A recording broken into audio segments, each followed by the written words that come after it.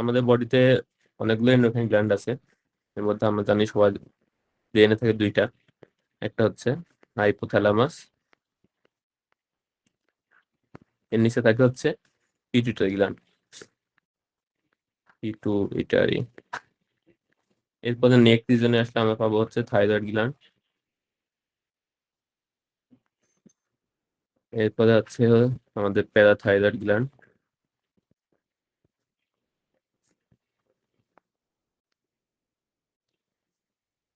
এরপরে অ্যাবডোমেনে আসলে আমাদের আছে প্যানক্রিয়াস।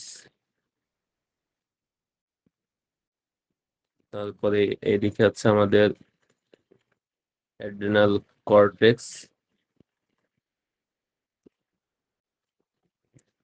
তারপর হচ্ছে অ্যাড্রিনাল মেডুলা।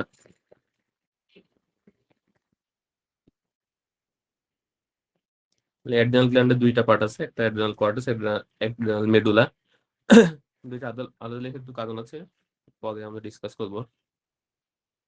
আর এরপরে আছে আমাদের গোনাডস। গোনাডাল হরমোন রিলিজ করে, এর মধ্যে আছে টেস্টিস আর একটা হচ্ছে ওভারি।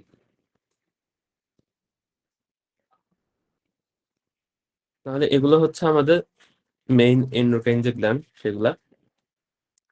এর মধ্যে টেস্টিস থেকে আমাদের মেইন হরমোন রিলিজ হচ্ছে টেস্টোস্টেরন।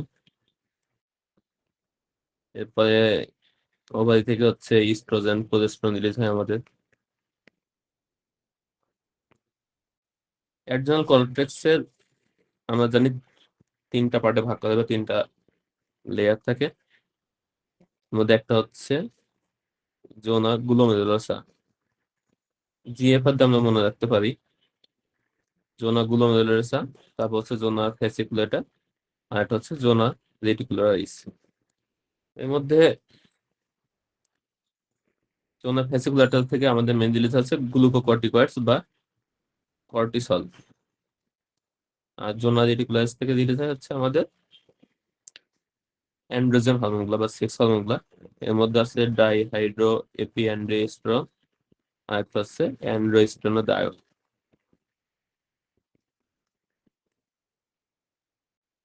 আর জোনা গ্লোমেরুলোসা থেকে রিলিজ হয় হচ্ছে মিনারেলোকর্টিকয়েড বা অ্যালডোস্টেরন।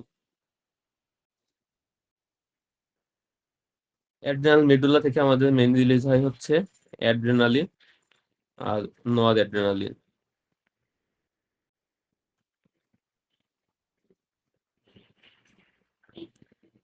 এরপরে প্যানক্রিয়াস থেকে আমাদের রিলিজ হয় হচ্ছে অনেকগুলো হরমোন রিলিজ হয়, আমাদের জন্য ইম্পর্টেন্ট হচ্ছে ইনসুলিন, গ্লুকাগন, একটা হচ্ছে সোমাটোস্ট্যাটিন। প্যারাথাইরয়েড গ্ল্যান্ড থেকে রিলিজ হয় হচ্ছে প্যারাথাইরয়েড হরমোন। ঠিক আছে। এরপরে থাইরয়েড গ্ল্যান্ড, এখান থেকে আমাদের রিলিজ হচ্ছে T3, T4। এখন এই যে থাইরয়েড হরমোন, থাইরয়েড গ্ল্যান্ড থেকে যে T3, T4 রিলিজ হইতেছে, এইটা আবার পিটুইটারি এবং হাইপোথ্যালামাস দুইটা দিয়ে কন্ট্রোল হয়। তাহলে পিটুইটারি থেকে রিলিজ হয় হচ্ছে আমাদের থাইরয়েড স্টিমুলেটিং হরমোন, আর হাইপোথ্যালামাস থেকে রিলিজ হয় থাইরোট্রপিন রিলিজিং হরমোন। তাহলে হাইপোথ্যালামাস থেকে যে থাইরোট্রপিন রিলিজিং হরমোন রিলিজ হইতেছে, এটা পিটুইটারিকে স্টিমুলেট করে। এখান থেকে রিলিজ হয় থাইরয়েড স্টিমুলেটিং হরমোন, এটা থাইরয়েড গ্ল্যান্ডকে স্টিমুলেট করে।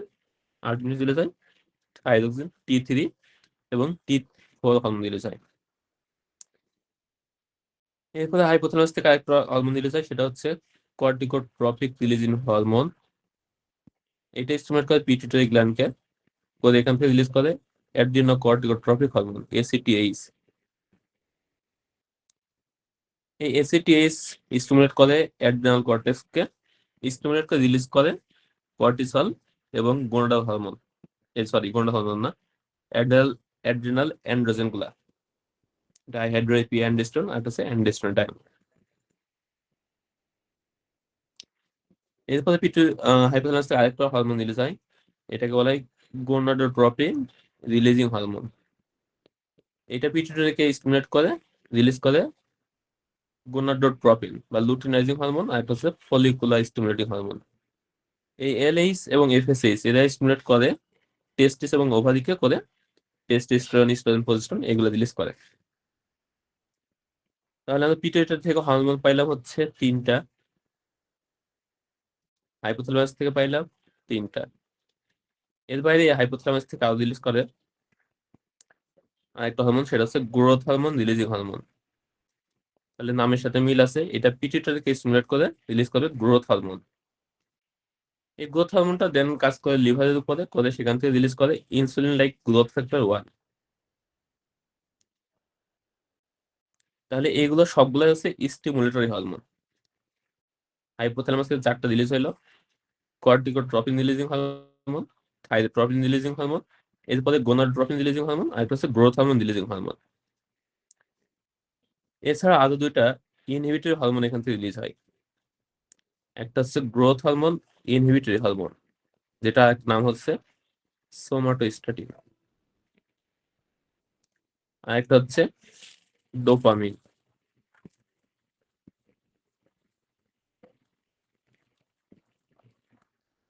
তাহলে গ্রোথ হরমোন ইনহিবিটরি হরমোন, এটার কাজ হচ্ছে গ্রোথ হরমোনকে ইনহিবিট করা। তাহলে গ্রোথ হরমোন রিলিজিং হরমোন করতেছিল কি, গ্রোথ হরমোনকে স্টিমুলেট করতেছিল। আর গ্রোথ হরমোন ইনহিবিটর হরমোন, এটা কি করবে, গ্রোথ হরমোন রিলিজকে ইনহিবিট করবে। আর ডোপামিন যেটা করে, এটা হচ্ছে প্রোল্যাকটিনকে ইনহিবিট করে। তাহলে হাইপোথ্যালামাস থেকে আমাদের হরমোন রিলিজ হইতেছে 4টা রিলিজিং হরমোন আর 2টা ইনহিবিটরি হরমোন। পিটুইটারি গ্ল্যান্ড থেকে রিলিজ হচ্ছে কি কি, এসিটিএইচ, টিএসএইচ, তারপর এলএইচ, এফএসএইচ, গ্রোথ হরমোন, তারপর হচ্ছে প্রোল্যাকটিন। এর মধ্যে প্রোল্যাকটিন যে হরমোনটা, এটা কি থাকে, কন্টিনিউয়াসলি ইনহিবিটেড থাকে বাই ডোপামিন। তাহলে পরীক্ষার সময় কোশ্চেন আসে, which pituitary hormone is under continuous inhibition of hypothalamus, তাহলে অ্যান্সার হবে প্রোল্যাকটিন। হাইপোথ্যালামাস থেকে আর 2টো হরমোন সিনথেসিস হয়, একটা হচ্ছে অ্যান্টিডাইজেটিক হরমোন আর একটা হচ্ছে অক্সিটোসিন। তাহলে এই 2টো হরমোন সিনথেসিস হয় হাইপোথ্যালামাসে। এরপরে এসে এরা পোস্টেরিয়র পিটুইটারিতে স্টোর থাকে, দেন পোস্টেরিয়র পিটুইটারি থেকে এরা রিলিজ হয়। আর বাকি যে হরমোনগুলো আমরা ডিসকাস করলাম, এইগুলো থাকে হচ্ছে অ্যান্টেরিয়র পিটুইটারিতে। তাহলে অ্যান্টেরিয়র পিটুইটারি গ্ল্যান্ডের হরমোন হচ্ছে এসিটিএইচ, টিএসএইচ, এলএইচ, এফএসএইচ, তারপর গ্রোথ হরমোন এন্ড প্রোল্যাকটিন। আর পোস্টেরিয়র পিটুইটারি গ্ল্যান্ডের হরমোন হচ্ছে এডিএইচ এবং অক্সিটোসিন। এখানে 2টা মেজর পার্থক্য আছে, একটা হচ্ছে অ্যান্টেরিয়র পিটুইটারি গ্ল্যান্ড যে হরমোনগুলা, এগুলো পিটুইটারি গ্ল্যান্ড নিজেই তৈরি করে। আর এডিএইচ, অক্সিটোসিন, এটা আসলে পোস্টেরিয়র পিটুইটারি গ্ল্যান্ড তৈরি করে না। এটা সিনথেসিস হয় হাইপোথ্যালামাসে, কিন্তু রিলিজটা হয় পোস্টেরিয়র পিটুইটারি থেকে।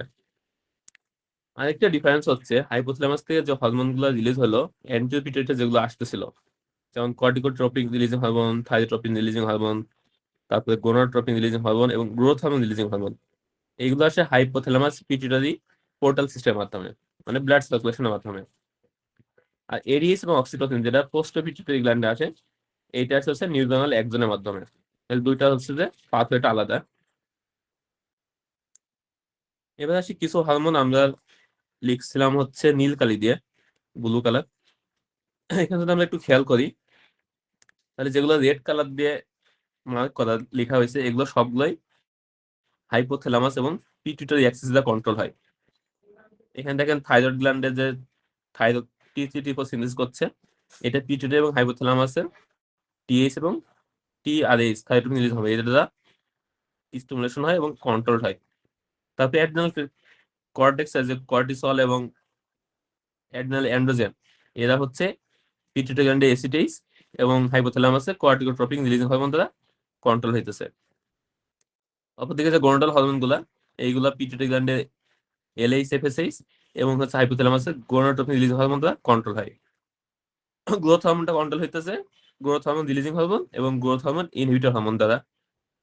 প্রোল্যাকটিন কন্ট্রোল হচ্ছে ডোপামিন দ্বারা। বাকি যে হরমোন গুলো আছে, অন্যান্য এন্ডোক্রাইন গুলার হরমোন গুলা, এগুলো কোনোটাই হচ্ছে পিটুইটারি বা হাইপোথ্যালামাস দ্বারা কন্ট্রোল হয় না। তাহলে পরীক্ষার সময় কোশ্চেন আসে যে কোন গ্ল্যান্ড গুলা বা কোন হরমোন গুলা পিটুইটারি দ্বারা কন্ট্রোল হয়, কোনগুলো পিটুইটারি গ্ল্যান্ড দ্বারা কন্ট্রোল হয় না। তাহলে প্যারাথাইরয়েড হরমোন, এটার উপর পিটুইটারি কোনো কন্ট্রোল নাই। তাহলে প্যারাথাইরয়েড হরমোনের যে পিটিএস লেভেল, এটা কন্ট্রোল হয় ক্যালসিয়াম আয়নের লেভেল দ্বারা, টোটাল ক্যালসিয়াম না, ক্যালসিয়াম আয়ন। তাহলে ক্যালসিয়াম আয়ন বডিতে কম না বেশি আছে এটার উপর ডিপেন্ড করে প্যারাথাইরয়েড গ্ল্যান্ড থেকে পিটিএইচ রিলিজ হবে।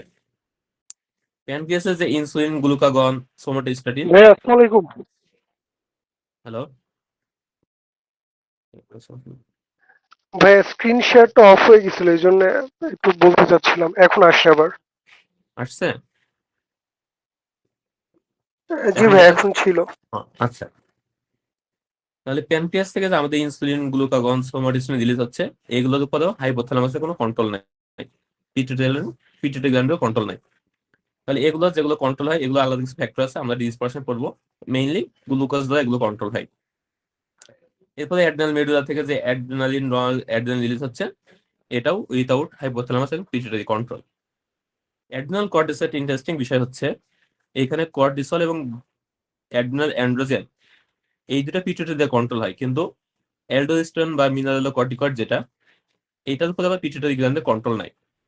তাহলে অ্যালডোস্টেরন বা মিনারেলোকর্টিকয়েড এটা ডিপেন্ড করে মেইনলি পটাশিয়ামের উপরে। তাহলে পরীক্ষা কোশ্চেন আসতে পারে কয়েকভাবে। ফার্স্ট কোশ্চেন আসতে পারে হাইপোথ্যালামাস থেকে কোন কোন হরমোন রিলিজ হয়। সেকেন্ড কোশ্চেন, অ্যান্টেরিয়র পিটুইটারি গ্ল্যান্ডে হরমোন কি কি আছে, পোস্টেরিয়র পিটুইটারি গ্ল্যান্ডে হরমোন কি কি আছে। থার্ড হচ্ছে, কোন কোন গ্ল্যান্ড বা কোন কোন হরমোনগুলো পিটুইটারি গ্ল্যান্ড দ্বারা কন্ট্রোল হয় এবং কারা পিটুইটারি গ্ল্যান্ড দ্বারা কন্ট্রোল হয় না। যেসব গ্ল্যান্ডগুলো পিটুইটারি গ্ল্যান্ড দ্বারা কন্ট্রোল হয় না, তাদের হরমোনাল যে রিলিজ গুলো, এটা কিসের উপর ডিপেন্ড করে, এইভাবে কোশ্চেন আসতে পারে। আরেকটা সিঙ্গেল বেস্ট আসে, যে which pituitary hormone is under continuous inhibitor effect.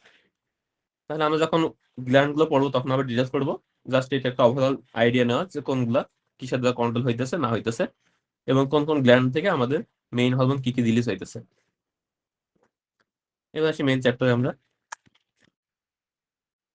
তাহলে এখানে দেখেন লেখা আছে, most hormones are control by hormones released from pituitary gland. Exception আছে কি কি আছে আমরা ডিসকাস করলাম, pancreas, pituitary, adrenal medulla, kidney, placenta, pineal gland আমরা ডিসকাস করি নাই। তাহলে পিনিয়াল গ্ল্যান্ডের থেকে রিলিজ হচ্ছে মেলাটোনিন, আর প্লাসেন্টা থেকে রিলিজ হয় হিউম্যান কোয়েন্টিক গোনাডোট্রপিন, রিল্যাক্সিন, আরো কিছু হরমোন আছে। তাহলে এইগুলা হচ্ছে পিটুইটারি গ্ল্যান্ড দ্বারা কন্ট্রোল হয় না। এখানে একটা অ্যাড হবে, সেটা হচ্ছে মিনারেলোকর্টিকয়েড বা অ্যালডোস্টেরন।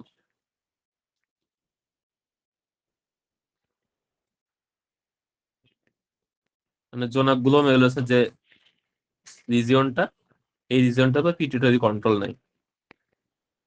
এটা যখন আমরা অ্যাড্রিনাল ইনসাফিসিয়েন্সি পড়বো তখন আবার এটা কাজে লাগবে। এরপরে বাকিগুলো লেখা আছে যে অ্যান্টেরিয়র পিটুইটারি হরমোনগুলো এটা আসে পোর্টাল সার্কুলেশনের মাধ্যমে, আর পোস্টেরিয়র পিটুইটারি যে হরমোনগুলো এটা সিনথেসাইজড হচ্ছে হাইপোথ্যালামাসে, আর ট্রান্সপোর্ট হয় নার্ভ এক্সনের মাধ্যমে, এবং দেন পোস্টেরিয়র পিটুইটারি রিলিজ হয়। তাহলে সবগুলোই পরীক্ষা এমসিকিউ হিসেবে আসতে পারে। তাহলে পোর্টাল সার্কুলেশন এর আগে আমরা হেপাটোলজিতে পড়ছিলাম যে লিভার একটা সার্কুলেশন থেকে পোর্টাল সার্কুলেশন, এখন একটা পাইলাম হচ্ছে হাইপোথ্যালামাস পিটুইটারি গ্ল্যান্ডের যে সার্কুলেশন, এখানেও হচ্ছে একটা পোর্টাল সার্কুলেশন থাকে। এরপর আসি classification according to chemical structure. তাহলে এটা ডেভিডসন অল্প কিছু দেওয়া আছে, বাকিগুলো হচ্ছে যে অন্যান্য বই থেকে কালেক্ট করা। তাহলে এটা পরীক্ষা অনেক সময় এমসিকিউ আসে। তাহলে বেশিরভাগ হরমোন গুলো হচ্ছে আমাদের প্রোটিন বা পেপটাইড হরমোন, কিছু এক্সেপশন আছে, গ্লাইকোপ্রোটিন, অ্যামাইনো অ্যাসিড ডেরিভেটিভস, আর হচ্ছে স্টেরয়েড। তাহলে এইগুলো পড়লেই আমার মনে হয় পরীক্ষার জন্য সহজ হবে। তাহলে গ্লাইকোপ্রোটিনের মধ্যে আমাদের follicular stimulating hormone, luteinising hormone আছে, এরপর আছে টিএসএইচ এবং হিউম্যান কোরিওনেটিক গোনাডোট্রপিন, এরপর আছে ইরাইথ্রোপয়েটিন আর থ্রম্বোপয়েটিন। তাহলে টোটালি 6টা হরমোন আছে, এগুলো হচ্ছে গ্লাইকোপ্রোটিন। এর মধ্যে ইরাইথ্রোপয়েটিনটা রিলিজ হয় হচ্ছে পেরিটিউবুলার ইন্টারস্টিশিয়াল কিডনি থেকে। কাজ হচ্ছে রেড ব্লাড সেল তৈরি করা, যে কারণে সিকেডি পেশেন্টের ইরাইথ্রোপয়েটিন ডেফিসিয়েন্সি থাকলে অ্যানিমিয়া ডেভেলপ করে। অপরদিকে থ্রম্বোপয়েটিন এটা মেইনলি রিলিজ হয় হচ্ছে লিভার থেকে, কাজ হচ্ছে প্লেটলেট তৈরি করা। এই কারণে সিএলডি পেশেন্টের থ্রম্বোপয়েটিন ডেফিসিয়েন্সি থাকতে পারে, থ্রম্বোসাইটোপিনিয়া থাকতে পারে। অ্যামিনো অ্যাসিড ডেরিভেটিভস, তাহলে এর মধ্যে উদাহরণ হচ্ছে আমাদের থাইরয়েড হরমোন, এরপর হচ্ছে অ্যাড্রিনাল মেডুলারি যে হরমোনগুলো আছে ক্যাটেকোলামাইন্স, আর হচ্ছে ডোপামিন। আর স্টেরয়েড হরমোনের মধ্যে আছে মিনারেলোকর্টিকয়েড, গ্লুকোকর্টিকয়েড, সেক্স হরমোনস, আর হচ্ছে ভিটামিন ডি। তাহলে কেমিক্যাল স্ট্রাকচার পরীক্ষায় কোশ্চেন আসে, একটু পড়ে নিবে। এরপর শুধু লোকেশন অফ রিসেপ্টর, তাহলে কোন হরমোনের রিসেপ্টর কোথায় থাকে এটা পরীক্ষার জন্য ইম্পর্টেন্ট। সেল মেমব্রেন আমাদের যে কমন হরমোন যেগুলা প্রোটিন এবং পেপটাইড হরমোন, এই সবগুলো রিসেপ্টর থাকে সেল মেমব্রেনে। এর সাথে থাকে ক্যাটেকোলামাইনের রিসেপ্টর গুলা। সাইটোপ্লাজমে থাকে স্প্রেড হরমোন রিসেপ্টর গুলা, আর নিউক্লিয়াস থাকে থাইরয়েড হরমোন রিসেপ্টর গুলা। Non specific presentation of endocrine disease, মানে ডেভিডসনের একটা বক্স, খুব ইম্পর্টেন্ট একটা বক্স। তাহলে কোন কোন কন্ডিশনে ওয়েট গেইন হয়, কোন কোন কন্ডিশনে ওয়েট লস হয়, সবগুলা লাগবে। তাহলে ওয়েট গেইন হয় আমাদের মেইনলি হচ্ছে হাইপোথাইরয়েডিজম এবং কুশিং সিনড্রোমে। অ্যাক্রোমেগালি এটা বক্সে দেওয়া নেই, তবে অ্যাক্রোমেগালিতে ওয়েট গেইন হতে পারে। ওয়েট লস থাকে থাইরোটক্সিকোসিসে, অ্যাড্রিনাল ইনসাফিসিয়েন্সি, ডায়াবেটিস মেলাইটাস। এরপর ইম্পর্টেন্ট হচ্ছে পলিউরিয়ান পলিডিপসিয়া। আমরা জানি ডায়াবেটিসে থাকে। ডায়াবেটিসের মধ্যে দুই ধরনের আমরা ডায়াবেটিস পাই, একটা হচ্ছে ডায়াবেটিস মেলাইটাস, একটা হচ্ছে ডায়াবেটিস ইনসিপিটাস। এর বাইরে হাইপারপ্যারাথাইরয়েডিজম বা কন সিনড্রোম বা পলিওপলিটিশন থাকতে পারে। এগুলো একটু দেখে নেন। প্রক্সিমাল মাসল উইকনেস, এখানে কিছু কজ দেওয়া আছে, আর কিছু কজ দেওয়া আছে নিউরোলজির লাস্ট পেজে, ওখান থেকে কজগুলো দেখতে হবে। এরপর রিউমাটোলজিতেও কিছু আছে। তাহলে প্রক্সিমাল মাসল উইকনেস যে কজগুলো আছে একসাথে পড়ে নেবেন। কোর্সেনিং অফ ফিচার্স, এটা থাকে মেইনলি হচ্ছে অ্যাক্রোমেগালি হাইপোথাইরয়েডিজম। আমরা যখন যে গ্ল্যান্ডগুলো পড়বো তখন এগুলো একটু ডিটেলস দেখে নেব। এবার আমরা এতক্ষণ যেগুলো আলোচনা করলাম, হাইপোথ্যালামাস থেকে রিলিজ হচ্ছে gonadotropin releasing hormone, thyrotropin releasing hormone, dopamine, growth hormone releasing hormone এবং গ্রোথ হরমোন ইনহিবিটরি হরমোন বা সোমাটোস্ট্যাটিন। এটা হচ্ছে কর্টিকোট্রপিক রিলিজিং হরমোন। তাহলে এই হরমোনগুলো হাইপোথ্যালামাস থেকে রিলিজ হয় এবং পিটুইটারি গ্ল্যান্ডের থেকে রিলিজ হয়। নিচে যেগুলো লেখা আছে আমরা অলরেডি ডিসকাস করছি। এই হরমোনগুলো হচ্ছে অ্যান্টিরিয়র পিটুইটারি হরমোন। আর পোস্টেরিয়র পিটুইটারি গ্ল্যান্ডের যে হরমোনগুলো ভ্যাসোপ্রেসিন এবং অক্সিটোসিন। ভ্যাসোপ্রেসিনের একটা নাম হচ্ছে অ্যান্টিডায়াবেটিক হরমোন। তাহলে এই দুটা তৈরি হয় হচ্ছে হাইপোথ্যালামাসে, দেন পিটুইটারি গ্ল্যান্ডে জমা হয়, তারপরে পিটুইটারি গ্ল্যান্ড থেকে রিলিজ হয়।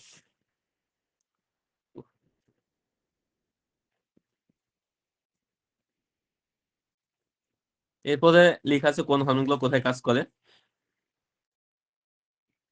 তাহলে ফলিকুলার স্টিমুলেটিং হরমোন এবং লুটিনাইজিং হরমোন মেইনলি কাজ করছে গোনাডস উপরে, টেস্টিস বা ওভারির উপরে।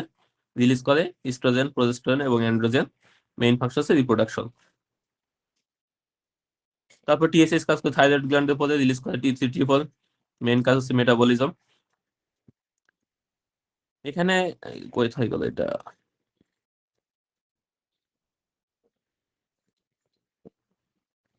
এর পাশে ডোপামিন। তাহলে ডোপামিনটা হচ্ছে মেইনলি প্রোল্যাক্টিনকে ইনহিবিট করে রাখে নর্মাল কন্ডিশনে। আর প্রোল্যাক্টিন কাজ করছে ব্রেস্টের পরে, মেইন ফাংশন হচ্ছে ল্যাকটেশন।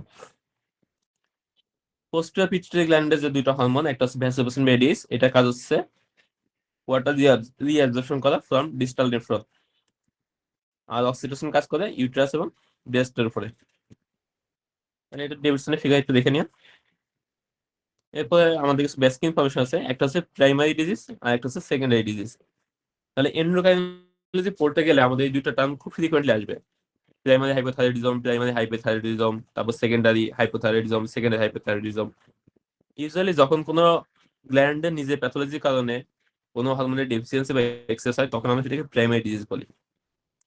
যেমন ধরেন গ্রেভস ডিজিজে থাইরয়েড গ্ল্যান্ড থেকে বেশি বেশি টি3 টি4 রিলিজ হয়, তাহলে এটাকে আমরা বলবো প্রাইমারি থাইরয়েডটক্সিকোসিস। আর যদি হাইপোথ্যালামাসের স্টিমুলেশনের কারণে বা পিটুইটারি গ্ল্যান্ডের কারণে যদি কোনো হরমোন রিলিজ বেশি হয়, তাহলে সেটাকে আমরা বলবো সেকেন্ডারি ডিজিজ। ঠিক আছে। তাহলে এই যে এখানে যে গ্ল্যান্ড বা টার্গেটস লেখা আছে, এই থাইরয়েড গ্ল্যান্ড বা হচ্ছে অ্যাড্রিনাল কর্টেক্স, এইগুলো থেকে যদি হরমোন বেশি রিলিজ হয় সেটাকে বলবো প্রাইমারি ডিজিজ। আর যদি পিটুইটারি গ্ল্যান্ড থেকে স্টিমুলেশনের কারণে বেশি রিলিজ হয়, তাহলে সেটাকে বলবো সেকেন্ডারি ডিজিজ। তাহলে এই কথাটা এখানে লেখা আছে, প্যাথোলজি উইদিন দ্য গ্ল্যান্ড এটা হচ্ছে প্রাইমারি, আর অ্যাবনর্মাল স্টিমুলেশন অফ গ্ল্যান্ড এটাকে বলা হবে সেকেন্ডারি। এরপর আমাদের বডি যে হরমোন গুলা, এইগুলা ইউজুয়ালি কন্টিনিউয়াসলি রিলিজ হয় না। এগুলো রিলিজ হয় কোনটা পালস টাইপ রিলিজ হয়, কোনটা হচ্ছে সাইকেডেন ভ্যারিয়েশন মেনটেন করে, মান্থলি ভ্যারিয়েশন মেনটেন করে, আরো বিভিন্ন ধরনের ভ্যারাইটিস আছে। তবে এই তিনটা পরীক্ষার জন্য ইম্পর্টেন্ট। আমাদের বডি যে গ্রোথ হরমোন রিলিজ হয়, এটা রিলিজ হয় পালসেটারি সিক্রেশনে। আর কর্টিসল আছে সার্কাডিন ভ্যারিয়েশন মেনটেন করে। এই কারণে আমরা যখন কোনো অ্যাড্রেনাল ইনসাফিসিয়েন্সি পেশেন্টের স্টেরয়েড সাপ্লিমেন্টেশন দিই, তখন আমরা ইউজুয়ালি মর্নিং এ বেশি ডোজ দিই আর বিকেলে হচ্ছে ডোজটা কম দিই।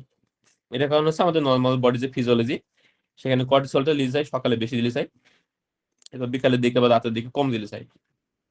আর মান্থলি ভ্যারিয়েশন হয় ইস্ট্রোজেন এবং কোলেস্টেরল, তাহলে এটা মেনস্ট্রুয়ের সাথে বা ফিমেল পেশেন্টের ক্ষেত্রে, ফিমেলদের ক্ষেত্রে এটা ভ্যারিয়েশন হতে পারে। এর পাশে আমাদের গ্ল্যান্ডের যে ডিজিজ গুলা, এর মধ্যে ফার্স্ট আছে থাইরয়েড গ্ল্যান্ড। থাইরয়েড গ্ল্যান্ড থেকে আমাদের মেইন রিলিজ হয় দুইটা হরমোন, একটা হচ্ছে ট্রাইথাইরয়েড বা T3, আর একটা হচ্ছে থাইরক্সিন বা T4।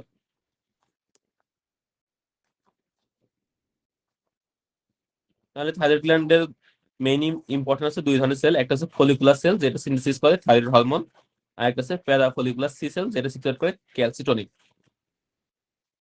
আমাদের থাইরয়েড হরমোন সিনথেসিস হয় থাইরয়েড গ্ল্যান্ডে, এটা হচ্ছে একটা কি সাবস্টেন্স হচ্ছে আয়োডিন।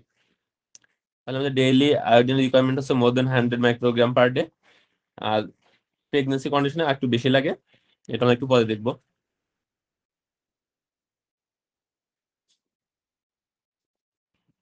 আমাদের থাইরয়েড গ্ল্যান্ড থেকে যে হরমোন রিলিজ হয়, এখান থেকে মেইনলি রিলিজ হয় হচ্ছে T4 আর স্মল অ্যামাউন্ট অফ T3।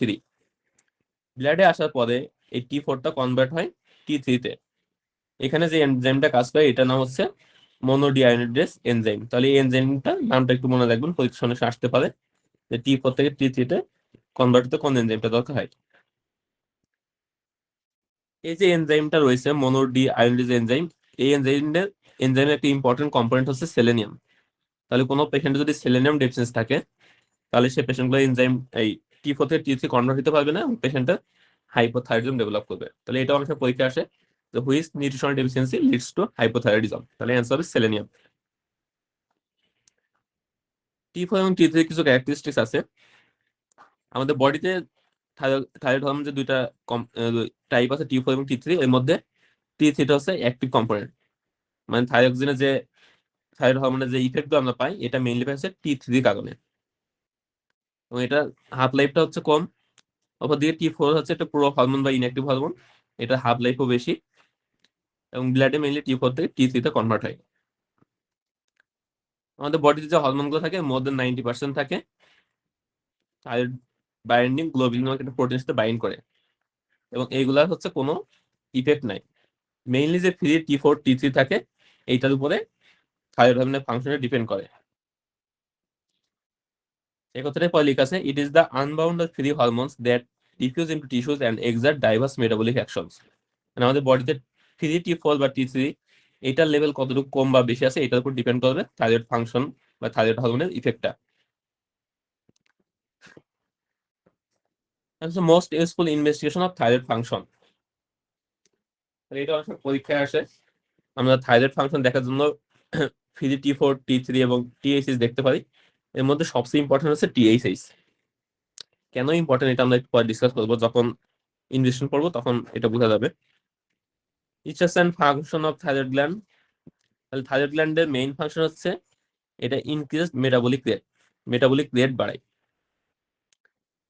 এরপর হচ্ছে এটা এন্ডোজেনিক অ্যাকশন আছে হার্ট রেট এবং গাট মোর্টালিটির উপরে। তাহলে আমরা যখন সিম্প্যাথেটিক নার্ভাস সিস্টেম পড়বো তখন দেখবো সিম্প্যাথেটিক নার্ভাস সিস্টেম হচ্ছে হার্ট রেট বাড়ায়, ফোর্স অফ কন্ট্রাকশন বাড়ায়, গাটের মোর্টালিটি বাড়ায়। তাহলে থাইরয়েড হরমোনের কাজ হচ্ছে অনেকটা অ্যাডরেনার্জিক বা সিম্প্যাথেটিক অ্যাকশনের মতো। তাহলে কারো যদি থাইরয়েড হরমোন বেশি হয়ে যায়, তাদের ক্ষেত্রে কি হবে, হার্ট রেট বেড়ে যাবে, হার্টের ফোর্স অফ কন্ট্রাকশন বাড়বে, বিপি বাড়বে, গাটের মোর্টালিটি বাড়বে, ফলে পেশেন্টের ডায়রিয়া ডেভেলপ করবে, মেটাবলিক রেট বেড়ে যাবে, সো পেশেন্টের মেটাবলিজম বেশি বেশি হবে, পেশেন্টের টেম্পারেচার বেশি হতে পারে, ওয়েট লস বেশি হবে। তাহলে থাইরয়েড টক্সিকোসিস যে ফিচার গুলা, সেগুলো এখান থেকে আমরা কোরিলেট করতে পারবো। ভাই স্ক্রিন চলে গেছে।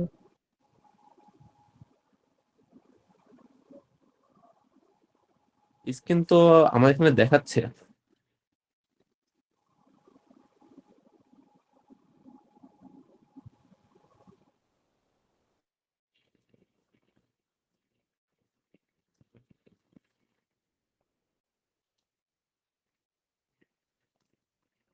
এখন কি স্ক্রিন দেখা যাচ্ছে? ও,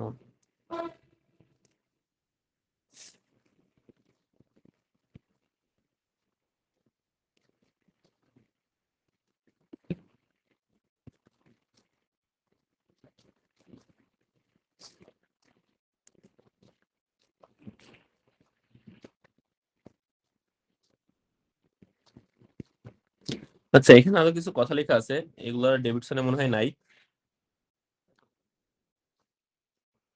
যেমন দেখেন টোটাল থাইরয়েড হরমোন লেভেল, তাহলে আমরা বললাম যে থাইরয়েড হরমোন গুলো মোর দেন 90% বাইন্ড করে থাকে টিবিজি প্রোটিনের সাথে, থাইরয়েড বাইন্ডিং গ্লোবুলিন প্রোটিনের সাথে।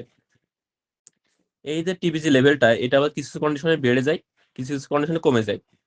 যেমন ইস্ট্রোজেন লেভেল যদি বাড়ে, যেমন প্রেগনেন্সি বা কন্ট্রাসেপটিভ পিল, হরমোনাল থেরাপি, অথবা হচ্ছে tamoxifen, selective oestrogen receptor modulator বা ইনফ্ল্যামেটরি লিভার ডিজিজ, মানে যে কন্ডিশনগুলোতে ইস্ট্রোজেন বাড়ে সেই কন্ডিশনগুলোতে টিবিজি লেভেলটা বাড়বে। আবার অ্যান্ড্রোজেন বা নেফ্রোটিক সিনড্রোম, এই টাইপের কন্ডিশনগুলোতে কি হবে, টিবিজি লেভেলটা কমে যাবে। এর ফলে আমরা যদি টোটাল থাইরয়েড হরমোন লেভেলটা চেক করি, তাহলে যে সব কন্ডিশনে ইস্ট্রোজেন বাড়ে সেখানে থাইরয়েড হরমোন লেভেল আমরা বেশি পাবো। আবার যেখানে অ্যান্ড্রোজেন বেশি বাড়ে বা নেফ্রোটিক সিনড্রোম, সেগুলোতে আমরা টোটাল থাইরয়েড হরমোনটা কম পাবো। কিন্তু আমরা একটু বললাম কি, যে টোটাল থাইরয়েড হরমোনের থেকে আমাদের বেশি ইম্পর্টেন্ট হচ্ছে যেগুলো থাইরয়েড ফ্রি থাইরয়েড হরমোন আছে, এগুলোর মেইনলি হচ্ছে যে ইফেক্টটা পাওয়া যায় আর কি। আর যেগুলো বাউন্ড করে থাকে প্রোটিনের সাথে, এগুলো তেমন কোনো ইফেক্ট নেই। তাহলে কোনো পেশেন্ট যদি আপনার টোটাল থাইরয়েড হরমোন লেভেলটা দেখি, তাহলে এটা অনেক সময় আমাদেরকে মিসলিড করতে পারে। এই ধরনের কন্ডিশনগুলোতে আমরা দেখা যাচ্ছে অ্যাকচুয়াল যে লেভেল সেটা পাবো না। এই কারণে আমরা যখন পেশেন্টের থাইরয়েড স্ট্যাটাস দেখি, তখন আমরা ফ্রি T4 এই লেভেলগুলো চেক করি। টোটাল লেভেল চেক করলে অনেক কন্ডিশন দ্বারা এটা অ্যাক্টিভেট হতে পারে। এবার physiological effects of thyroid hormone, এটা হচ্ছে জ্ঞানের একটা বক্স, এখান থেকে মাঝে যে কোশ্চেন আসে। তাহলে এখানে ডিটেলস পড়ার দরকার নেই, আমরা একটু দেখে। হার্টের উপরে মেইনলি হচ্ছে থাইরয়েড হরমোনের ইফেক্ট হচ্ছে হার্ট রেট বাড়াবে, আর একটা হচ্ছে ফোর্স অফ কন্ট্রাকশন বাড়াবে, মানে ক্রোনোট্রপিক এবং আইনোট্রপিক ইফেক্ট থাকবে। লিপোপ্রোটিনের ক্ষেত্রে এখানে হচ্ছে লাইপোলাইসিস করে, স্টিমুলেটেড লাইপোলাইসিস, এর ফলে কি হবে, ফ্যাট গুলো ব্রেকডাউন হবে। থাইরয়েড হরমোন বেশি হলে পেশেন্টের বডি ফ্যাট লস হবে, ওয়েট লস হবে। এরপরে ক্যাটাবলিক ইফেক্ট আছে, এটা হচ্ছে প্রোটিন ব্রেকডাউন করে। তাহলে পেশেন্টগুলো অনেক সময় প্রক্সিমাল মায়োপ্যাথি থাকতে পারে। এবার increase rate of carbohydrate absorption, তাহলে গ্লুকোজ যদি বেশি বেশি অ্যাবজর্পশন করে, তাহলে কি হবে, ব্লাড গ্লুকোজ লেভেলটা বাড়বে। তাহলে হাইপারগ্লাইসেমিয়া একটা কজ আছে থাইরোটক্সিকোসিস বা ইনক্রিজ থাইরয়েড হরমোন। এরপর এই জিনিসটা অনেক কোশ্চেন আসে, সেটা হচ্ছে থাইরয়েড হরমোন কি করে, মেটাবলিক্যালি অ্যাক্টিভ যে টিস্যুগুলো আছে সেখানে অক্সিজেন কনজাম্পশন বাড়ায়। এটা যেহেতু মেটাবলিক রেট বাড়ায়, মানে মেটাবলিজম বাড়াবে, মেটাবলিজমের জন্য আমাদের অক্সিজেন দরকার হবে, সো অক্সিজেন কনজাম্পশন বাড়াবে। কিছু এক্সেপশন আছে, যেমন testis, uterus, lymph node, spleen and pituitary.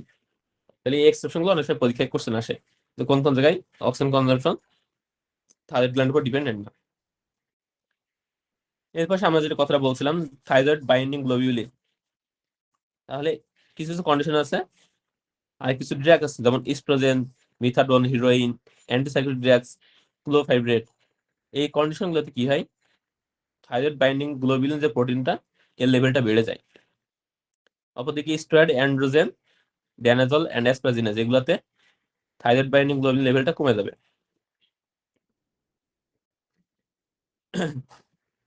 এই কন্ডিশনগুলোতে আমরা যদি প্লাজমা T3 এটা টোটাল লেভেলটা দেখি, সেক্ষেত্রে প্রথম কন্ডিশনগুলোতে আমরা বেশি পাবো, দ্বিতীয় কন্ডিশনে কম পাবো। কিন্তু আমরা যদি T4 T3 এই লেভেলগুলো দেখি, তাহলে দেখবো দুইটাতে নর্মাল আছে। এন্ড T4 T3 যদি নর্মাল থাকে, তাহলে এখানে TSH নর্মাল থাকবে, পেশেন্টের কন্ডিশন থাকবে ইউথাইরয়েড স্ট্যাটাস, মানে পেশেন্টের কোনো থাইরয়েড সিমটমস থাকবে না। কিন্তু আপনি যদি ইনভেস্টিগেশন করেন টোটাল লেভেলটা দেখলে, তখন আপনার কাছে মনে হবে যে পেশেন্টের থাইরয়েডক্সিকোসিস বা হাইপোথাইরয়েডিজম আছে হয়তো। আর সেকেন্ড কন্ডিশনে মনে হবে হাইপোথাইরয়েডিজম আছে। তাহলে টোটাল T4 T3 এটা যদি আমরা মেজার করি, সেক্ষেত্রে আমরা অনেক সময় ফলস ইন্টারপ্রিটেশন পাইতে পারি। এই ম্যাথটা ইম্পর্টেন্ট। আমরা কোনো পেশেন্টের থাইরয়েড স্ট্যাটাস যদি অ্যাকচুয়ালি দেখতে চাই, তাহলে T4 T3 লেভেল দেখতে হবে। এখানে থাইরয়েড ডিজিজের কিছু ক্লাসিফিকেশন আছে, ওদিকটা খুব একটা লাগে না, দরকার নেই। আমাদের জন্য যেটা লাগবে সেটা হচ্ছে এই যে থাইরয়েড ফাংশন টেস্ট রেজাল্ট, এটা ইন্টারপ্রিটেশন।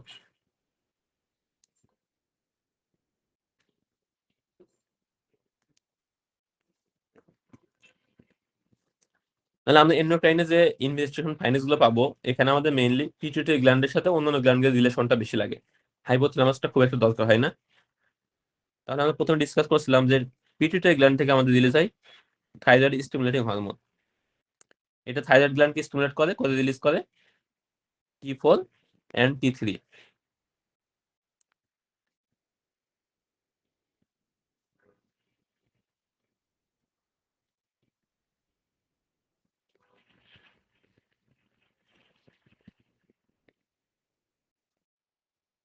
এখন কোনো পেশেন্টে যদি থাইরয়েড গ্ল্যান্ডে কোনো একটা ডিজিজ হয় যে কারণে থাইরয়েড গ্ল্যান্ড বেশি বেশি ফাংশন করে, তাহলে সেক্ষেত্রে কি হবে? থাইরয়েড গ্ল্যান্ডের ফাংশন বেশি হলে থাইরয়েড গ্ল্যান্ড কি করবে? T4 T3 বেশি বেশি রিলিজ করবে।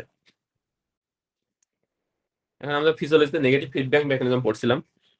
তাহলে এখানে T4 T3 যদি বেশি হয় তাহলে সে কি করবে? তখন TSH কে ইনহিবিট করবে, ফলে TSH লেভেলটা তখন কম পাবো। তাহলে কারো যদি T4 T3 লেভেল বেশি পাই আর তাদের TSH কম থাকে, তাহলে এটা ইন্ডিকেট করা হচ্ছে প্রাইমারি হাইপারথাইরয়েডিজম।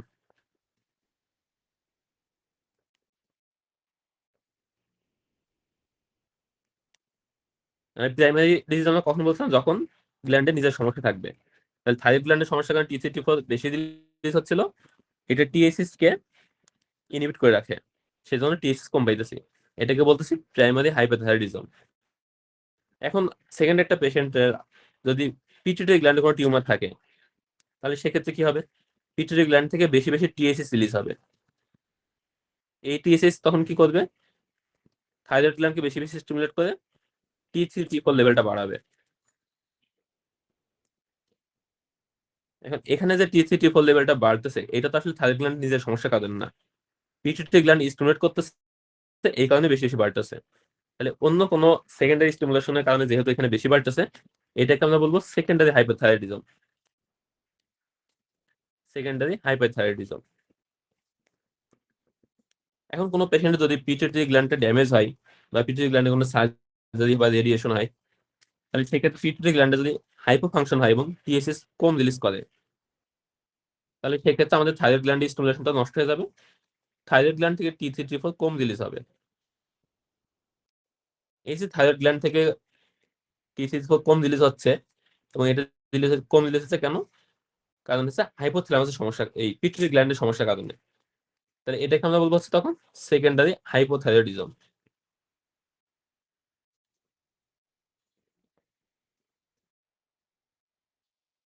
এখন অন্য একটা পেশেন্টের আমরা ধরলাম থাইরয়েড গ্ল্যান্ডে কোনো একটা ড্যামেজ হয়েছে বা থাইরয়েড গ্ল্যান্ডে সার্জারি হয়েছে বা অ্যান্টিথাইরয়েড ড্রাগ এই ধরনের কোনো ড্রাগ পাইতেছে, তাহলে থাইরয়েড গ্ল্যান্ডের নিজের সমস্যার কারণে যদি T3 T4 রিলিজ কম হয়,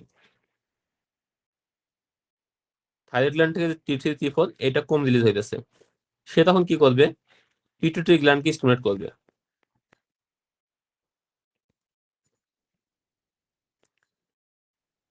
পিটুইটারি গ্ল্যান্ডকে স্টিমুলেট করে বেশি বেশি TSH সিক্রেশন করবে। তাহলে এই ক্ষেত্রে আমরা TSH বেশি পাবো।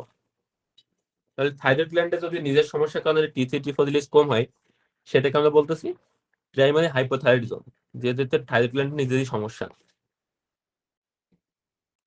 হাইপোথাইরয়েডিজম।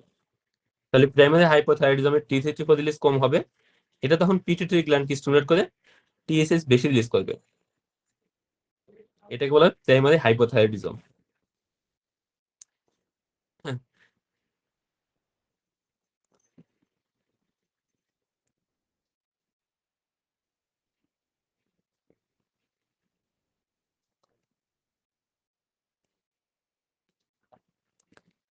তাহলে এখানে দেখেন T4 T3 দুইটাই বেশি, সাথে TSH আনডিটেক্টেবল। তার মানে এখানে যে ঘটনাটা ঘটতেছে, থাইরয়েড গ্ল্যান্ড বেশি বেশি T4 T3 রিলিজ করতেছে, সেটা পিটুইটারি গ্ল্যান্ডকে সাপ্রেস করে রাখতেছে, এর ফলে TSH টা কম রিলিজ হচ্ছে। তাহলে এখানে মেইন প্যাথোলজি হচ্ছে থাইরয়েড গ্ল্যান্ডে, এই কারণে এটাকে আমরা বলছি প্রাইমারি থাইরোটক্সিকোসিস। এরপর সেকেন্ডারি থাইরয়েডটক্সিকোসিস। সেকেন্ডারিটা কোথায় গেল? সাবক্লিনিকাল।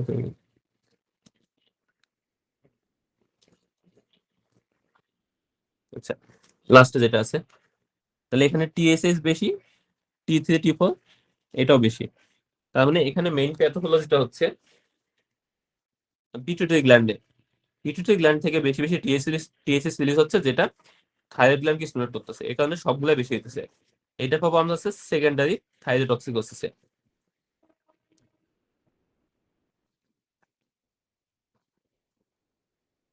এরপরে কোনো পেশেন্টের T3 T4 কম আছে কিন্তু টিএসএস বেশি, তার মানে এখানে মেইন প্যাথোলজিটা হচ্ছে থাইরয়েড গ্ল্যান্ডে। থাইরয়েড গ্ল্যান্ডে প্যাথোলজির কারণে এখানে থাইরয়েড হরমোনগুলো রিলিজ কম হইতেছে। সে কি করতেছে, পিটুইটারি গ্ল্যান্ডকে তখন স্টিমুলেট করতেছে বেশি বেশি টিএসএস রিলিজ করার জন্য। তাহলে এটা হচ্ছে প্রাইমারি হাইপোথাইরয়েডিজম। আর সেকেন্ডারি হাইপোথাইরয়েডিজম যেটা, সেখানে সবগুলাই কম থাকবে। তাহলে এখানে মেইন প্যাথোলজি হচ্ছে হাইপোথ্যালামাসে, পিটুইটারি গ্ল্যান্ডে। তাহলে সবগুলা যদি লো থাকে সেটা হচ্ছে সেকেন্ডারি হাইপোথাইরয়েডিজম, সবগুলা যদি বেশি থাকে সেটা হচ্ছে সেকেন্ডারি থাইরয়েডটক্সিকোসিস। এছাড়া আরো কিছু কন্ডিশন পরীক্ষায় পড়ে, এর মধ্যে একটা ইম্পর্টেন্ট হচ্ছে সাবক্লিনিকাল থাইরয়েডটক্সিকোসিস। তাহলে এখানে কি হয়, T3 T4 লেভেলটা বাড়ে কিন্তু নর্মাল রিজন থেকে তখনও বেশি হয় নাই, মানে এখনো ক্লিনিক্যাল সিমটমস গুলো পেশেন্ট ডেভেলপ করে নাই।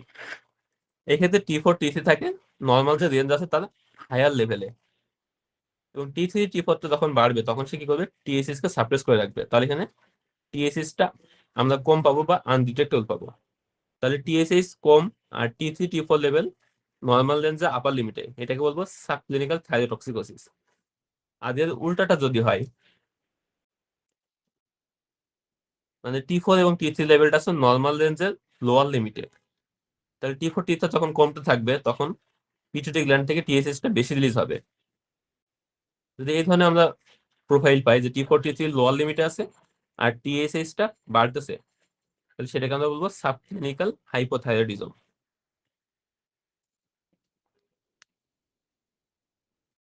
এটা হচ্ছে over treatment of hypothyroidism with levothyroxine. তাহলে কোনো পেশেন্ট যদি T4 দিয়ে আমরা যেহেতু ট্রিটমেন্ট করি ইউজুয়ালি থাইরক্সিন হরমোন দিয়ে, তাহলে কোনো পেশেন্ট যদি ওভার ট্রিটমেন্ট হয় তাহলে সেক্ষেত্রে কি হবে, T4 লেভেলটা বাড়বে এবং এই T4 কি করবে, টিএসএস কে সাপ্রেস করে রাখবে। তাহলে এই ক্ষেত্রে আমরা টিএসএস টা কম পাবো, T4 টা বেশি পাবো, এখানে T3 টা নর্মাল থাকবে।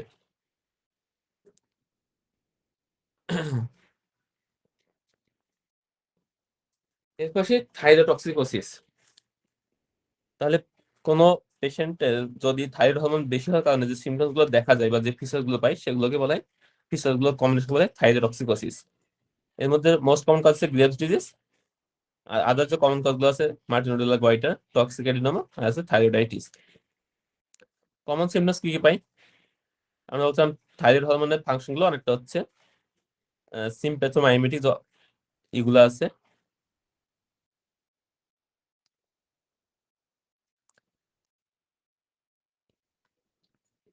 যে এখানে যেটা আমরা বলছিলাম যে মিমিক অ্যাড্রেনার্জিক অ্যাকশন,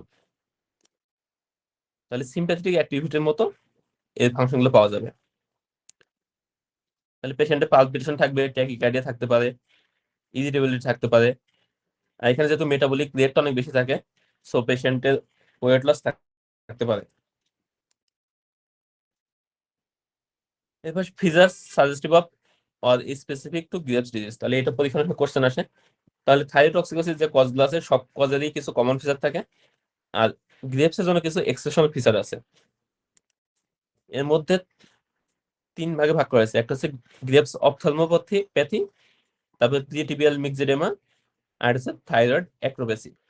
তাহলে এই 3টা কন্ডিশন যদি থাকে আর কোনো পেশেন্ট যদি থাইরোটক্সিকোসিস ফিচার থাকে তাহলে সেটাকে আমরা গ্রেভস ডিজিজ বলে ডায়াগনোস করতে পারি। অপথ্যালমোপ্যাথির মধ্যে কি কি থাকবে, পেরিঅরবিটাল ইডিমা থাকতে পারে, কনজাংটিভাল ইরিটেশন থাকতে পারে, এক্সোপথ্যালমাস এন্ড ডিপ্লোপিয়া থাকতে পারে। তাহলে এই ধরনের যদি কোনো ফিচার থাকে অথবা প্রিটিবিয়াল মিক্সেডেমা থাকে অথবা থাইরয়েড অ্যাক্রোপ্যাসি থাকে, তাহলে এটাকে আমরা ক্লিনিক্যালি গ্রেভস ডিজিজ বলবো। আর লিড লেগ লিড রিট্রাকশন যেগুলো আমরা এক্সামিনেট করি থাইরয়েড গ্ল্যান্ড সময়, এগুলো অন্য অন্য থাইরয়েড যে কজ আছে, যেমন মার্টিনোডুলার গোইটার বা টক্সিক অ্যাডিনোমা বা ড্রাগ ইনডিউসড, এগুলো তো থাকতে পারে। তবে গ্রেভস অপথ্যালমোপ্যাথির যে 4টা ফিচার, এটা শুধু গ্রেভস ডিজিজের জন্য স্পেসিফিক। ইনভেস্টিগেশন আমরা কি করব? থাইরয়েড ফাংশন টেস্ট দেখবো। এখানে আমরা T3, T4 এন্ড TSH দেখবো।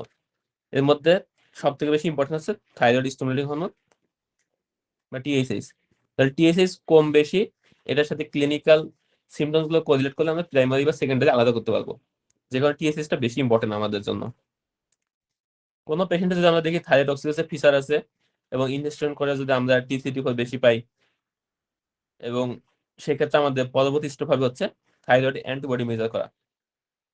তাহলে পরীক্ষা অনুসারে এরকম কোশ্চেন দিয়ে দেয়, থাইরয়েড অক্সিডেসের সিনারিও দিয়ে দিবে, কিছু সিমটম সাইন দিবে, এরপর ইনভেস্টিগেশন লিখবে T3, T4 বেশি আছে, নেক্সট স্টেপ কি? তাহলে আমাদের নেক্সট স্টেপ হবে thyroid thyroid stimulating hormone receptor antibody দেখা। আর কোনো জায়গায় যদি হরমোন এই অ্যান্টিবডি লেভেলটা অ্যান্টিবডি টেস্ট অ্যাভেলেবল না থাকে, সেক্ষেত্রে আমরা দেখবো রেডিও আইসোটোপ স্ক্যানিং। থাইরয়েড অক্সিডেসিস পেশেন্ট আমরা ইসিজি করলে কি পাবো? সাইনাস টাইগারে পাইতে পারি, আর একটা হচ্ছে অ্যাট্রিয়াল ফিব্রিলেশন পাইতে পারি। তাহলে অ্যাট্রিয়াল ফিব্রিলেশনে একটা ইম্পর্টেন্ট কজ হচ্ছে থাইরয়েড টক্সিকোসিস। এর পাশে লো আপটেক থাইরয়েড টক্সিকোসিস। তাহলে আমরা যদি রেডিও আইসোটোপ স্ক্যানিং করি, তাহলে রেডিও আইসোটোপ স্ক্যানিং আমাদের দেখা হয় যে থাইরয়েড গ্ল্যান্ডটা আয়োডিন কতটুকু আপটেক করতেছে। তাহলে যেসব কন্ডিশনে থাইরয়েড গ্ল্যান্ড বেশি বেশি হরমোন সিনথেসিস করবে, থাইরয়েড হরমোন, সেসব কন্ডিশনে আয়োডিন আপটেকটাও বেশি বেশি হবে, কারণ আয়োডিন আমাদের থাইরয়েড সিনথেসিস জন্য লাগে। এখন যে কন্ডিশনগুলোতে থাইরয়েড সিনথেসিস হয় না, প্রিভিয়াস যে স্টোর থাইরয়েড হরমোন আছে সেগুলো রিলিজ হইতেছে বা বাইরে থেকে হরমোন পাইতেছে, সে কন্ডিশনগুলোতে কি হবে? আপটেকটা কম হবে।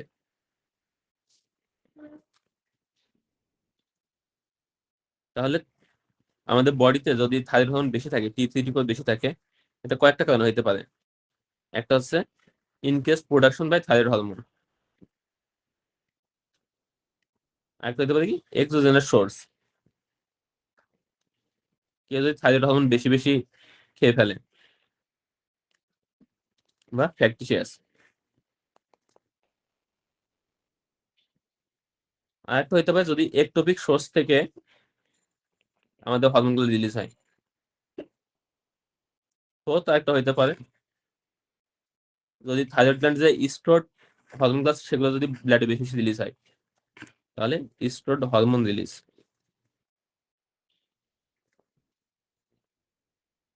তাহলে এর মধ্যে থাইরয়েড গ্ল্যান্ড যদি বেশি বেশি থাইরয়েড হরমোন প্রোডাকশন করে, সেক্ষেত্রে আমাদের আয়োডিনটা বেশি বেশি লাগবে এবং আয়োডিন আপটেকটা বেশি হবে।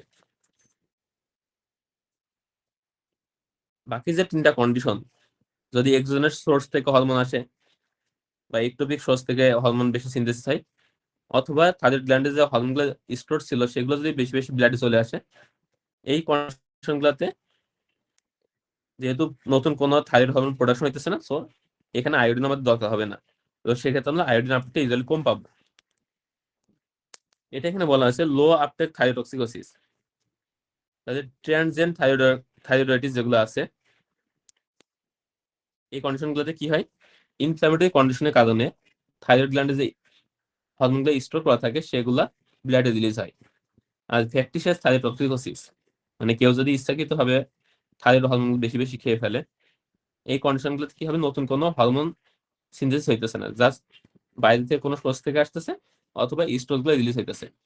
এই কারণে এখানে যদি আমরা রেডিও আয়োডিন আপটেক দেখি, তাহলে সেক্ষেত্রে আপটেকটা দেখবো কম রয়েছে।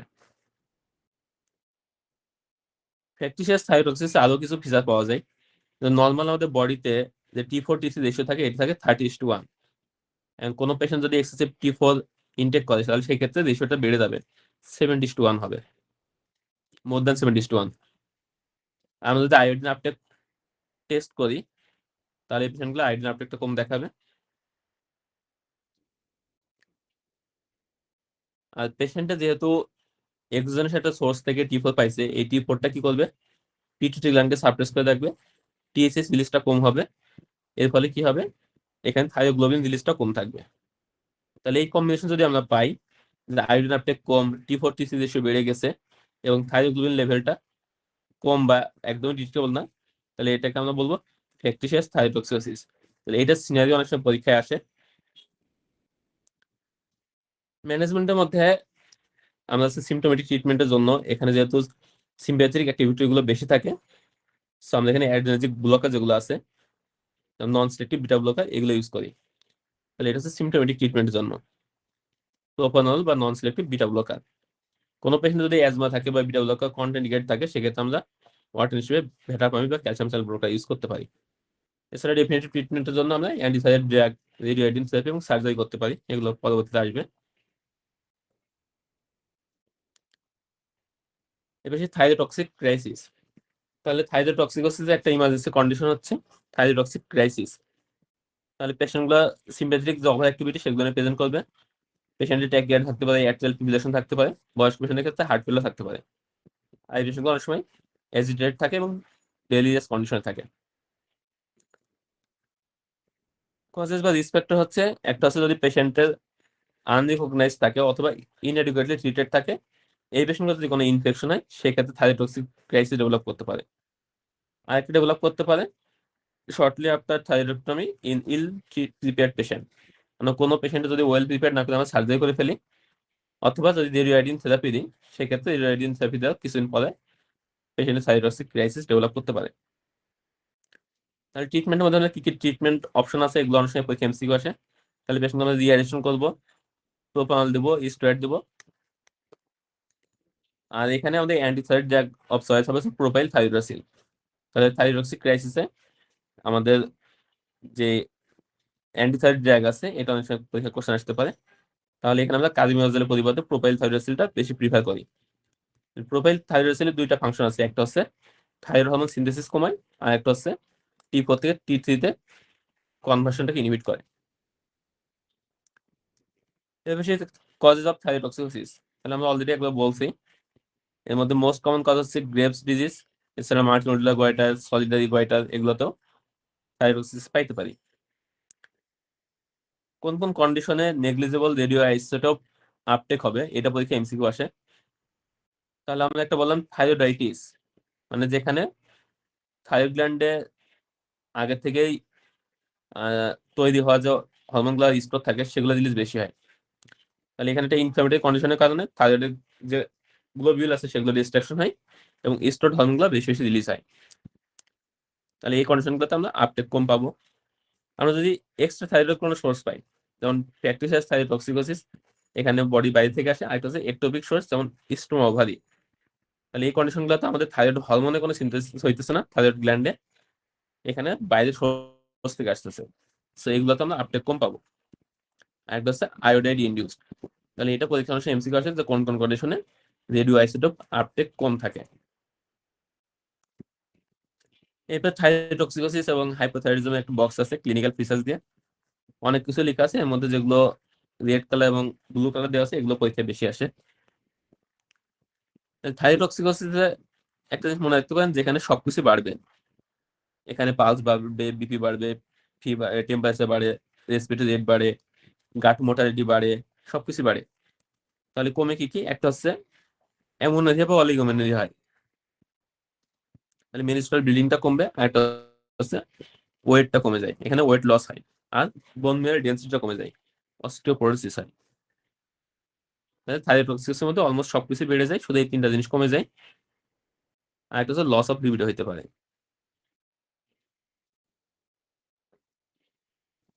বাকি যেগুলো আছে এগুলো খুব একটা এত বেশি ইম্পর্টেন্ট না।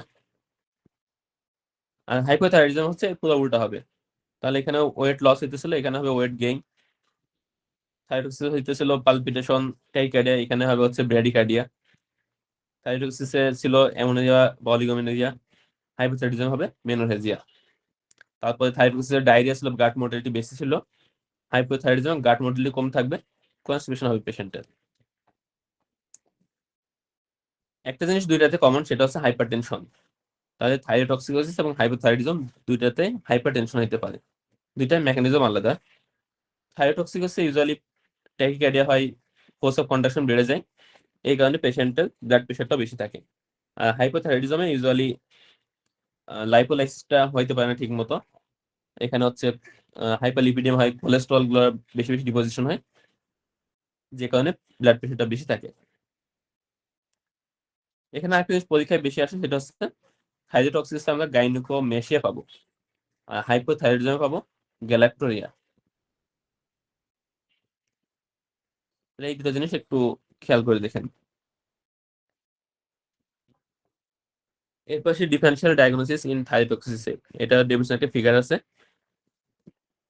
তাহলে একটা আমরা দেখতে পারি রেডিও আইসোটোপ আপটেক দিয়ে। গ্রেভ ডিজিজের ক্ষেত্রে আমরা কি পাবো? ডিফিউজ আপটেক পাবো। তাহলে গ্রেভ ডিজিজের থাইরয়েড গ্ল্যান্ডের বেশিরভাগ সেলগুলাই অ্যাক্টিভ থাকে। রেডিও আয়োডিন যে আপটেক আছে, এটা তো সবগুলো সেলে আপটেক বেশি, এই কারণে ডিফিউজ আপটেক পাই। মাল্টিনুলার গয়টালের ক্ষেত্রে যে জায়গাগুলো বেশি অ্যাক্টিভ মাল্টিপল সাইটে, সেই জায়গাগুলোতে আপটেক বেশি থাকবে, অন্যান্য জায়গাতে কম থাকবে। আর টক্সিক অ্যাডিনোমাতে শুধু অ্যাডিনোমা যে সাইটটা, সেখানে আপটেক বেশি থাকবে, বাকি অন্য জায়গাগুলোতে আপটেক কম থাকবে।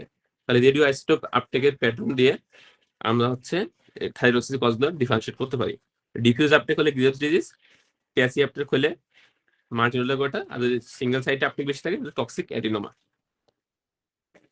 এছাড়া গ্রেভস ডিজিজের কিছু ক্লিনিক্যাল ফিচার্স আছে, যেগুলো দেখো আমরা গ্রেভস ডিজিজ ক্লিনিক্যাল ডায়াগনোস করতে পারি। আমরা অলরেডি ডিসকাস করছি।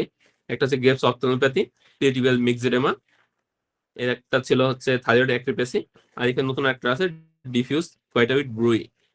তাহলে ক্লিনিক্যালি যদি আমরা কোনো পেশেন্টের ডিফিউজ গয়টা পাই, সাথে যদি থাইরয়েড ব্রুই পাই, সেক্ষেত্রে আমরা গ্রেভস ডিজিজ ডায়াগনোস বলতে পারবো। গ্রেভস অপথ্যালমোপ্যাথি ফিচার এর আগে আমরা পড়ে ফেলছি। TSS receptor antibody. TSS receptor antibody হচ্ছে confirmatory test of Graves disease. আমরা থাইরয়েড অক্সিসিসে ইনভেস্টিগেশন সময় পড়ছিলাম যে ফার্স্টে আমরা থাইরয়েড ফাংশন টেস্ট করব। যদি থাইরয়েড অক্সিসিসে ফেভারে ইনভেশন পাই, নেক্সট ইনভেশন করবো হচ্ছে আমরা টিএসএস রিসেপ্টর অ্যান্টিবডি। তাহলে এটা হচ্ছে কনফার্মেটরি ফর গ্রেভস ডিজিজ। যদি এটা পজিটিভ পাই, তাহলে গ্রেভস ডিজিজ কনফার্ম হয়ে গেল। আর যদি রিসেপ্টর অ্যান্টিবডি করা পসিবল না হয় বা অ্যাভেলেবল না থাকে, সেক্ষেত্রে আমরা যে রেডিও আইসোটোপ আপটেক দেখবো, এখানে ডিফিউজ আপটেক আছে নাকি প্যাসিভ আপটেক আছে। এরপর non specific laboratory function, laboratory abnormalities. এটা একটু মুখস্থ করে নেন, থাইরয়েড কি পাই আর হাইপোথাইরয়েডিজমে কি পাই। এখানে বেশি ইম্পর্টেন্ট হচ্ছে যে থাইরয়েডোক্সিকোসিস মাইল্ড হাইপারক্যালসিমিয়া করতে পারে, আর হাইপোথাইরয়েডিজম হাইপোনেট্রিমিয়া করতে পারে। এই দুটো পরীক্ষা একটু বিশেষ, বাকিগুলো এমসিকিউর জন্য একটু পড়ে নিন। এরপর হাইপোথাইরয়েডিজম। তাহলে হাইপোথাইরয়েডিজম মোস্ট কমন কজ হচ্ছে হাশিমোটোস থাইরয়েডাইটিস, আর একটা হচ্ছে আয়াক্টোজেনিক।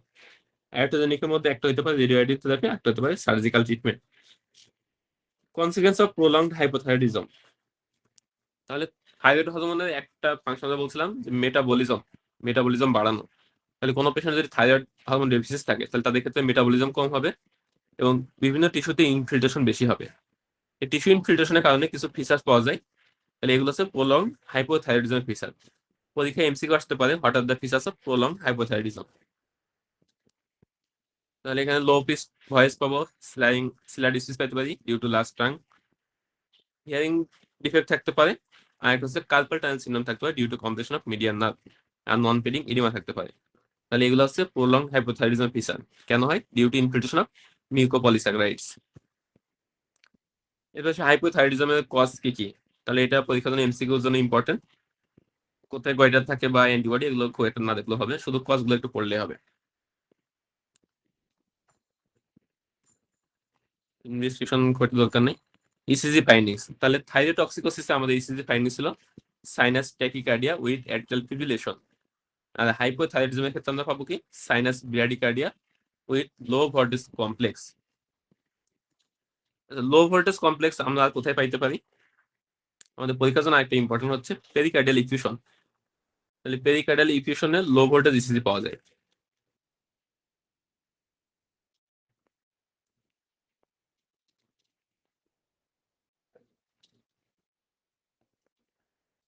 পেরিকার্ডিয়াল ডিফিউশনের সাথে হাইপোথাইরয়েডিজমের পার্থক্য হচ্ছে পেরিকার্ডিয়াল ডিফিউশনে আমরা সাইনাস ট্যাকিকার্ডিয়া পাবো, সাইনাস ট্যাকিকার্ডিয়া। আরেকটা পাবো হচ্ছে ইলেকট্রিক্যাল অল্টারনেন্স।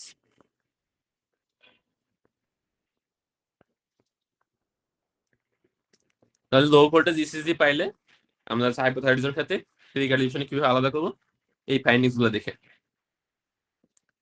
ম্যানেজমেন্ট, তাহলে এখানে যেহেতু থাইরয়েড হরমোন ডিফিসিয়েন্স থাকছে, সো আমরা এখানে থাইরয়েড হরমোন রিপ্লেসমেন্ট দেবো। আমরা লেভোথাইরোক্সিন দিয়ে ট্রিটমেন্ট করি। যদি কোনো পেশেন্টের কার্ডিয়াক ডিজিজ থাকে, কার্ডিওভাস্কুলার ডিজিজ থাকে বা বয়স বেশি হয়, সেক্ষেত্রে আমরা লো ডোজ দিয়ে শুরু করবো। তাহলে এটা অনেক সময় পরীক্ষা কোশ্চেন আসে, বয়স্ক কোনো একটা পেশেন্ট, সেই পেশেন্টের ক্ষেত্রে আমরা ডোজ কেমন দিব। তাহলে বয়স্ক পেশেন্টের ক্ষেত্রে আমাদের ডোজটা একটু কমাইতে হবে। আর ফিমেল পেশেন্ট যদি প্রেগনেন্ট থাকে, সেক্ষেত্রে আমাদেরকে ডোজটা বাড়াইতে হবে। তাহলে women require increase dose in pregnancy. তাহলে ইসকেমিক হার্ট ডিজিজ বা কার্ডিওভাস্কুলার ডিজিজ বা বয়স্ক রোগীদের ক্ষেত্রে ডোজ কম দিব, আর প্রেগনেন্সির ক্ষেত্রে ডোজটা একটু বাড়াই দিব।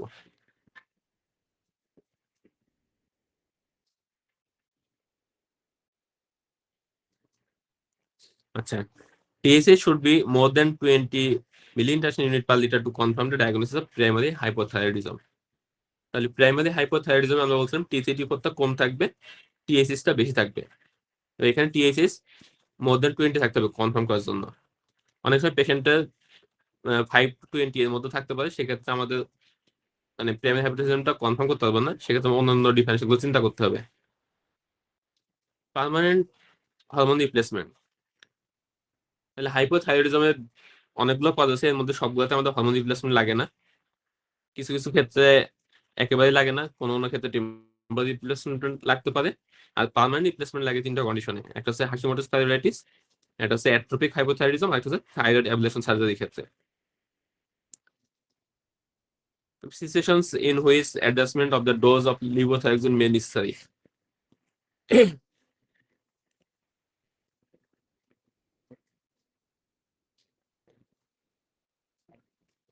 তাহলে কোন কোন কন্ডিশনে আমরা ডোজ বাড়াবো আর কোন কোন কন্ডিশনে আমরা ডোজটা কমাবো, এটা একটু দেখে রাখবেন। এর মধ্যে বেশি ইম্পর্টেন্ট হচ্ছে একটা হচ্ছে প্রেগনেন্সি। তাহলে প্রেগনেন্সিতে আমরা ডোজ বাড়াবো। কিছু কিছু ড্রাগ আছে যারা থাইরয়েড হরমোনের ক্লিয়ারেন্স বাড়ায় এবং অ্যাবজর্পশন কমায়। তাহলে এই ড্রাগ গুলো যদি পেশেন্টকে দেওয়া হয়, তাহলে সেক্ষেত্রে আমাদেরকে থাইরয়েড হরমোনের ডোজ বাড়াইতে হবে। এর মধ্যে পরীক্ষায় খুব কমনলি আসে একটা হচ্ছে ফেরাস সালফেট আর একটা হচ্ছে ক্যালসিয়াম কার্বনেট। তাহলে কোনো পেশেন্টে যদি আমরা আয়রন বা ক্যালসিয়াম সাপ্লিমেন্টেশন দিই, তাহলে এরা কি করে, থাইরয়েডের হরমোন এই T4 এর অ্যাবজর্পশনটা কমাই দেয়, সেক্ষেত্রে পেশেন্টের ইনএডিকুয়েট রেসপন্স হতে পারে। তাহলে পরীক্ষার সিনারিওটা কেমন আসতে পারে, যে কোনো একটা হাইপোথাইরয়েডিজম পেশেন্ট, সে হচ্ছে থাইরয়েক্সিনের ট্রিটমেন্ট নিতেছে অনেকদিন ধরে, T4 সাপ্লিমেন্টেশন নিতেছে। এই পেশেন্টটা নতুন করে আয়রন ডিফিসিয়েন্সি অ্যানিমিয়া ধরা পড়ছে এবং তাকে ওরাল আয়রন সাপ্লিমেন্টেশন দেওয়া হচ্ছে। এখন পেশেন্টের সিমটমস গুলা, হাইপোথাইরয়েডিজমের সিমটমস গুলো আছে, সেগুলো বেশি হইতেছে। কজ কি বা হচ্ছে যে কোন ড্রাগটা রেসপন্সিবল, তাহলে এই ধরনের একটা সিনারিও দিতে পারে। তাহলে কোনো পেশেন্টের আয়রন বা ক্যালসিয়াম সাপ্লিমেন্টেশন দিলে সেক্ষেত্রে আমাদের এই যে T4 এর যে রেসপন্স, সেটা কম হতে পারে ডিউ টু ইনএডিকুয়েট অ্যাবজর্পশন। এরপর থাইরয়েড ডিজিজ ইন প্রেগনেন্সি। তাহলে আমরা প্রথমে বলছিলাম যে প্রেগনেন্সির ক্ষেত্রে আয়োডিন রিকোয়ারমেন্ট বেশি থাকে এবং এটার মিনিমাম রিকোয়ারমেন্ট হচ্ছে 250 মাইক্রোগ্রাম পার ডে। আর থাইরয়েড প্রেগনেন্সির ক্ষেত্রে আমাদের থাইরয়েড হরমোনের ডোজটা বাড়াইতে হবে। কতটুকু বাড়াইতে হবে?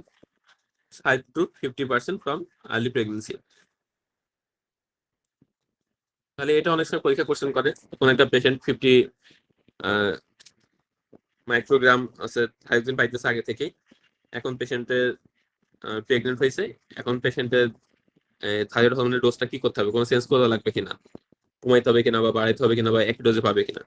তাহলে আগে যে ডোজ পাইতেছিল সেখান থেকে 30 বা 50% ডোজ বাড়াই দিতে হবে। যদি আগে থেকে 50 মাইক্রোগ্রাম পাই, তাহলে নতুন করে পেশেন্টকে 50 যদি 50% করি, তাহলে 75 বা 70 মাইক্রোগ্রাম এই ডোজে পাবে এখন থেকে। তাহলে এটা অনেক সময় পরীক্ষা কোশ্চেন আসে, 30 to 50% ডোজ বাড়াইতে হবে প্রেগনেন্সিতে। আর প্রেগনেন্সির ক্ষেত্রে ড্রাগ অফ চয়েস হচ্ছে ফার্স্ট ট্রাইমেস্টারে আমাদের ড্রাগ অফ চয়েস হচ্ছে প্রোপাইল থাইরোরাসিন, আর সেকেন্ড থার্ড ট্রাইমেস্টারে আমরা কার্বিনোজল চয়েস করতে পারি। আর ব্রেস্ট ফিডিং ক্ষেত্রে আমাদের ড্রাগ অফ চয়েস হবে প্রোপাইল থাইরোরাসিন। তাহলে first trimester and breast feeding এই দুই ক্ষেত্রে আমরা দেবো প্রোপাইল থাইরোরাসিন, বাকি ক্ষেত্রে কার্বিনোজল। এরপর সে মিক্সেডোমা কোমা। তাহলে থাইরোটক্সিকোসিস একটা ইমার্জেন্সি কন্ডিশন ছিল, থাইরোটক্সিকোসিস ক্রাইসিস। আর হাইপোথাইরয়েডিজমের জন্য ইমার্জেন্সি কন্ডিশন হচ্ছে মিক্সেডোমা কোমা। তাহলে এই পেশেন্টগুলো আনকনশিয়াস থাকতে পারে বা ডিসওরিয়েন্টেড থাকতে পারে, এদের ক্ষেত্রে বডি টেম্পারেচারটা কম থাকবে। তাহলে থাইরোটক্সিকোসিসের আমাদের ফিভার ছিল বা বডি টেম্পারেচার বেশি ছিল, আর মিক্সড এডিমা কমাতে থাকবে হাইপোথার্মিয়া। তাহলে এই ধরনের পেশেন্টের ক্ষেত্রে আমাদের ট্রিটমেন্ট হচ্ছে আইভি লিওথাইরোনিন। এখানে যেটা ইম্পর্টেন্ট সেটা হচ্ছে আমরা একটু আগে ডিসকাস করছিলাম যে হাইপোথাইরয়েডিজম দুই কারণে হতে পারে, একটা হচ্ছে প্রাইমারি আর একটা হচ্ছে সেকেন্ডারি হাইপোথাইরয়েডিজম। তাহলে যেটা সেকেন্ডারি হাইপোথাইরয়েডিজম সেখানে মেইন সমস্যা ছিল পিটুইটারি গ্ল্যান্ডে। তাহলে পিটুইটারি গ্ল্যান্ডে থেকে টিএসএইচ কম রিলিজ হচ্ছিল, এই কারণে হাইপোথাইরয়েডিজম ডেভেলপ করছে। তাহলে কোনো পেশেন্ট যদি পিটুইটারি গ্ল্যান্ডে হাইপো ফাংশন থাকে তাহলে সেক্ষেত্রে অন্যান্য যে হরমোনগুলো আছে সেগুলো ডেফিসিয়েন্সি থাকতে পারে।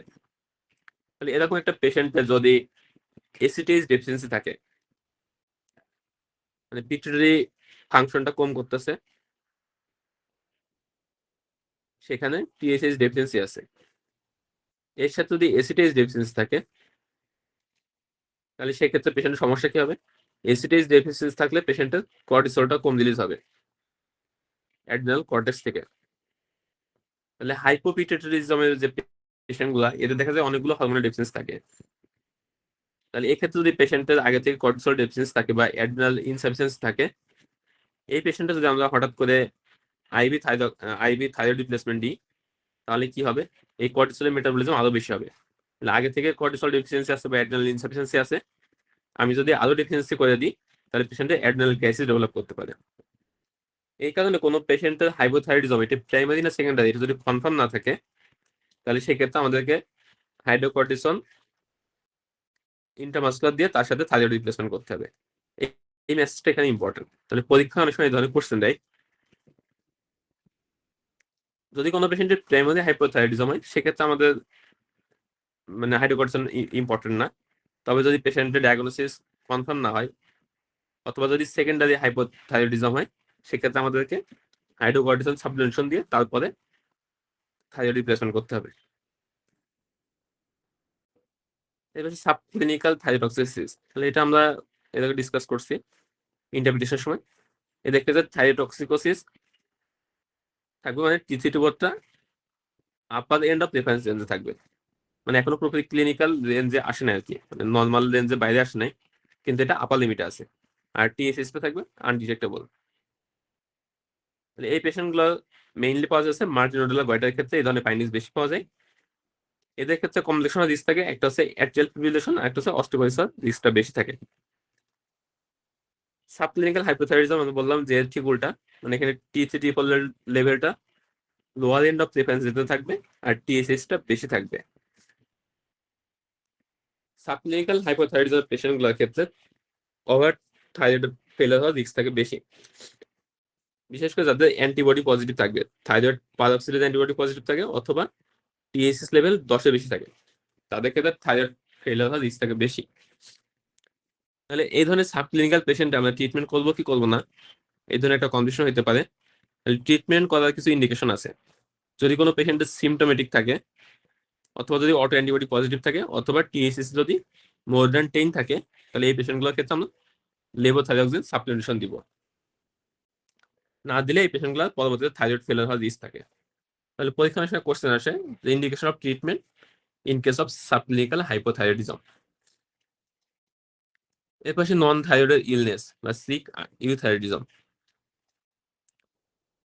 এটা হয় যখন পেশেন্টের কোনো একটা সিস্টেমিক ইলনেস থাকে, পেশেন্টের হয়তো বা একটা রেসপিরেটরি ট্র্যাক্ট ইনফেকশন আছে বা একটা জিআই গ্যাস্ট্রোএন্টারাইটিস আছে। এদের যদি কোনো ইনফেকশন থাকে সেক্ষেত্রে কি হয়, একটা সমস্যা আছে টিএসএস সিক্রেশনটা কমে যায় due to suppression of pituitary gland. আর একটা সমস্যা হয় টি4 টু টি3 কনভার্সনটা কমে যায়। তাহলে টি4 থেকে টি3 কনভার্সন যদি কমে যায় তাহলে আমরা বডিতে টি3 লেভেলটা কমে যাবে, টি4 লেভেলটা বেড়ে যাবে। আর পিটুইটারি গ্ল্যান্ড থেকে যেহেতু টিএসএস সিক্রেশনটা কমে যাচ্ছে, সো টিএসএসটা আমরা কম পাবো। তাহলে এখানে প্যাটার্নটা কেমন থাকবে? টিএসএস লো থাকবে, টি4 বেশি থাকবে, টি3টা কম থাকবে।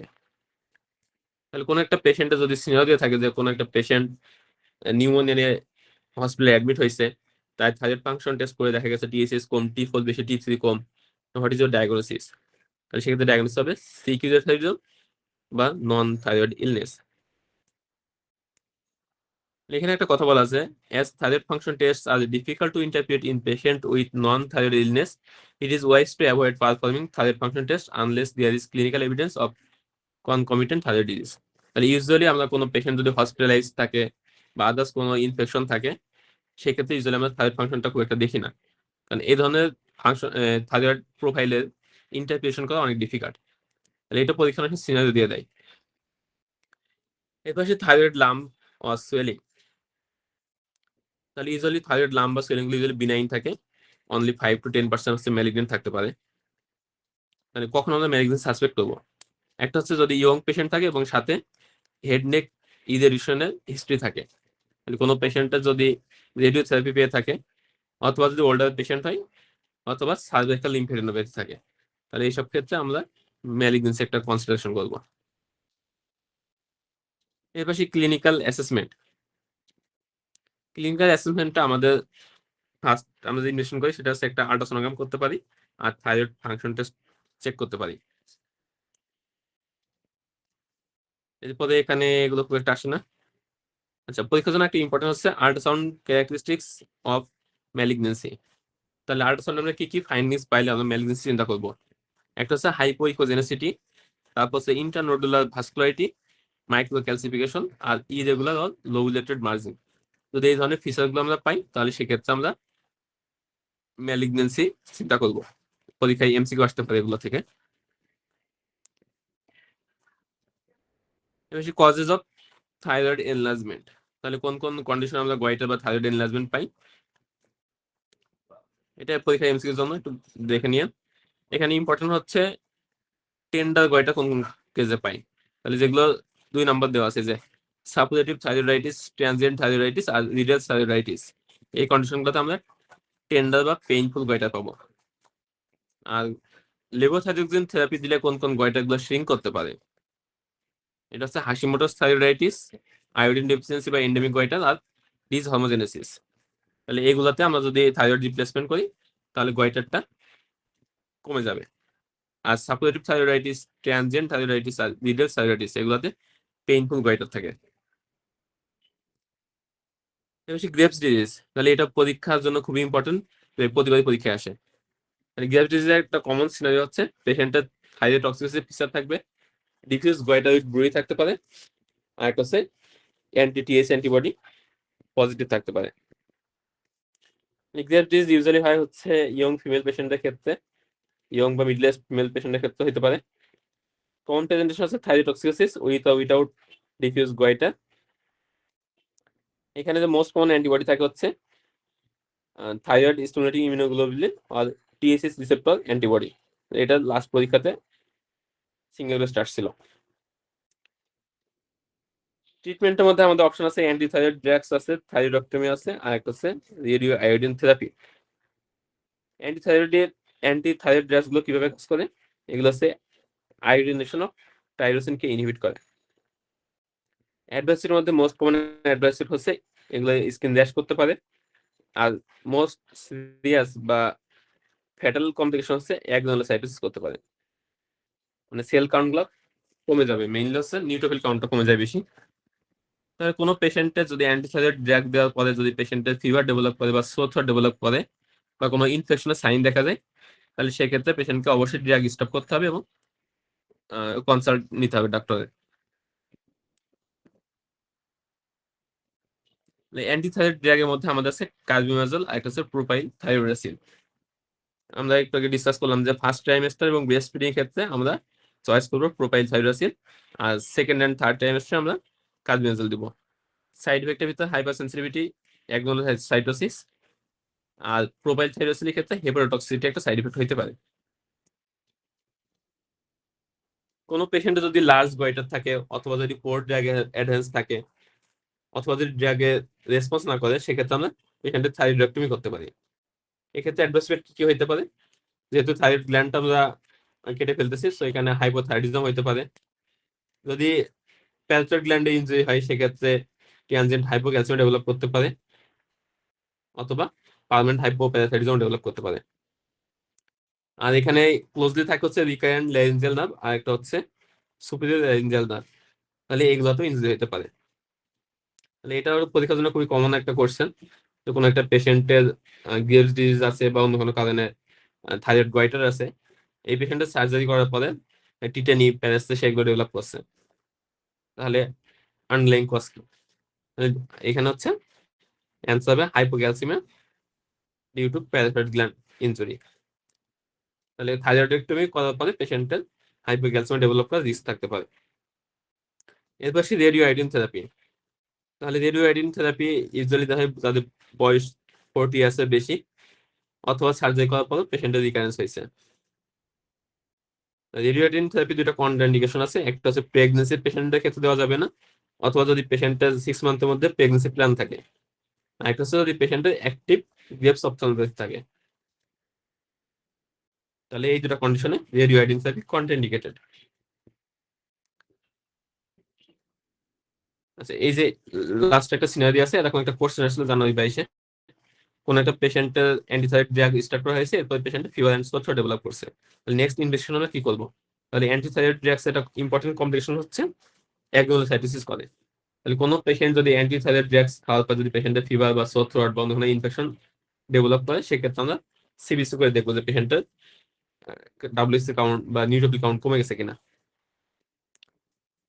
থাইরয়েড সার্জারি, তাহলে সার্জারির জন্য আমাদের আগে থেকে পেশেন্টের প্রিপারেশন নেওয়া লাগবে, না হলে পেশেন্টের থাইরয়েড ক্রাইসিস ডেভেলপ করতে পারে।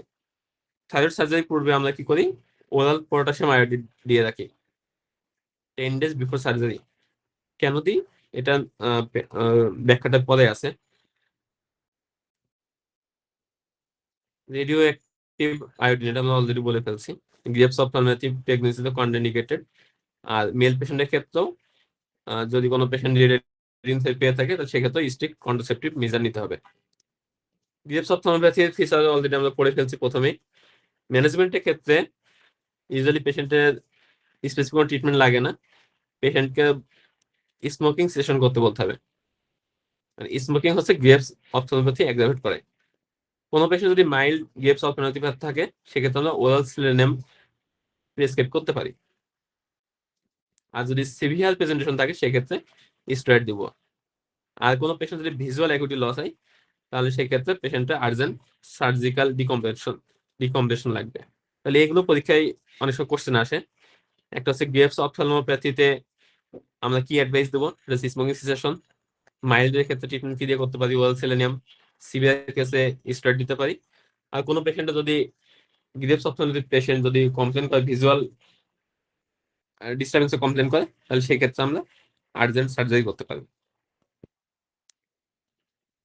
এর বেশি প্রিটিবিয়াল মিক্সোডেমা। তাহলে গ্রেপস ডিজিজের আমরা 3টা ক্যারেক্টারিস্টিক্স ফিচার পড়ছিলাম, 3টা 4টা। একটা ছিল হচ্ছে ডিফিউজ গয়টার উইথ ব্রুই, তারপর হচ্ছে গ্রেপস অপথ্যালমোপ্যাথি, এরপরে প্রিটিবিয়াল মিক্সোডেমা, একটা ছিল থাইরয়েড অ্যাক্ট্রোপ্যাথি।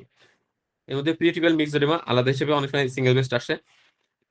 তাহলে এটা প্রেজেন্টেশন কেমন থাকে? Raised pink colored or purplish black on the anterior aspect of leg extending on the dorsum of foot. তাহলে anterior leg বা shin lesion এটা পরীক্ষার জন্য খুবই হট টপিক।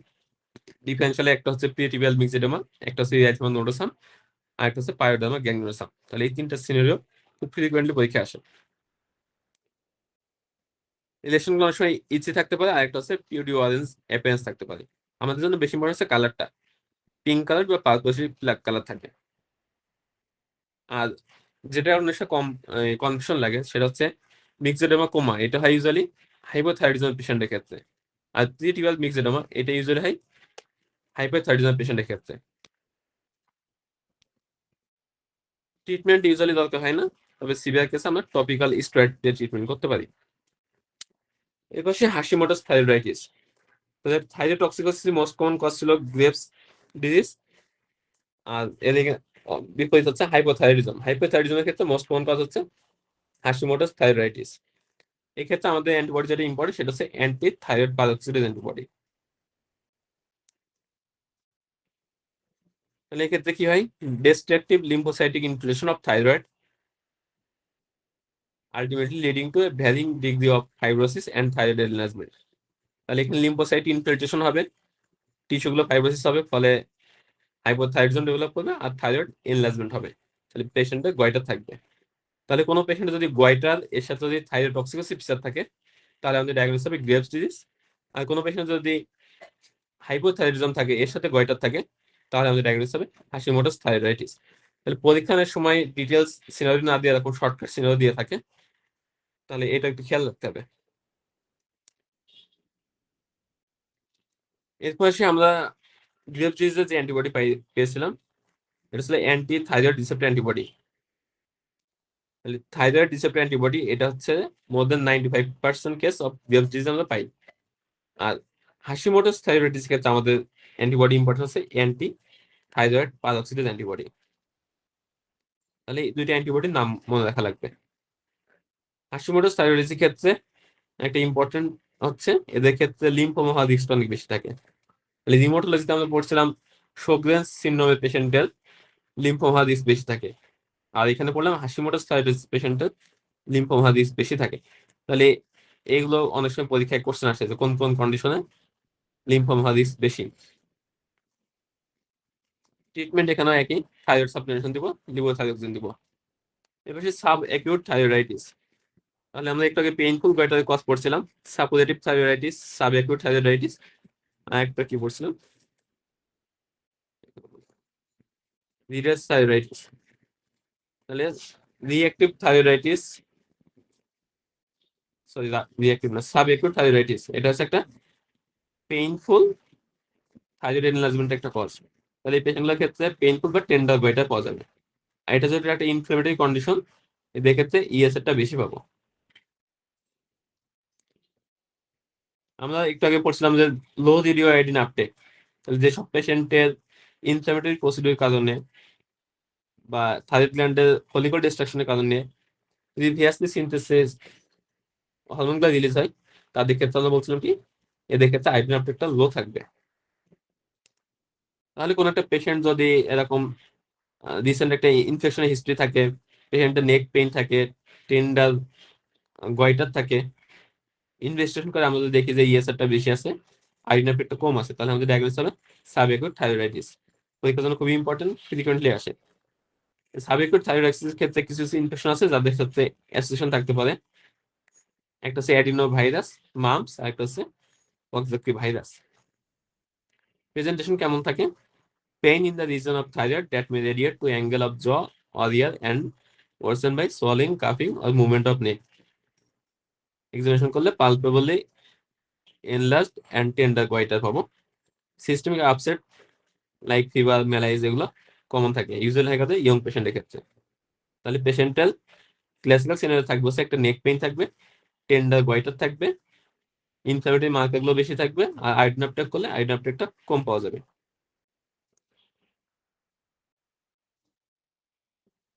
এরপর আসে ট্রিটমেন্ট। তাহলে এক্ষেত্রে আমাদের ট্রিটমেন্ট হচ্ছে সিমটোমেটিক। পেশেন্টের যেহেতু নেক পেইন আছে, টেন্ডারনেস আছে, সেক্ষেত্রে আমরা এনএসআইডি দিব, আর এনএসআইডি রেসপন্স না হলে পিএটিজোলিন দিতে পারি।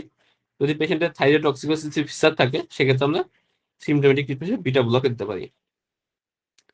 তবে এখানে অ্যান্টি থাইরয়েড ড্রাগসের কোনো বেনিফিট নেই। তাহলে অ্যান্টি থাইরয়েড ড্রাগস গুলো কাজ কি?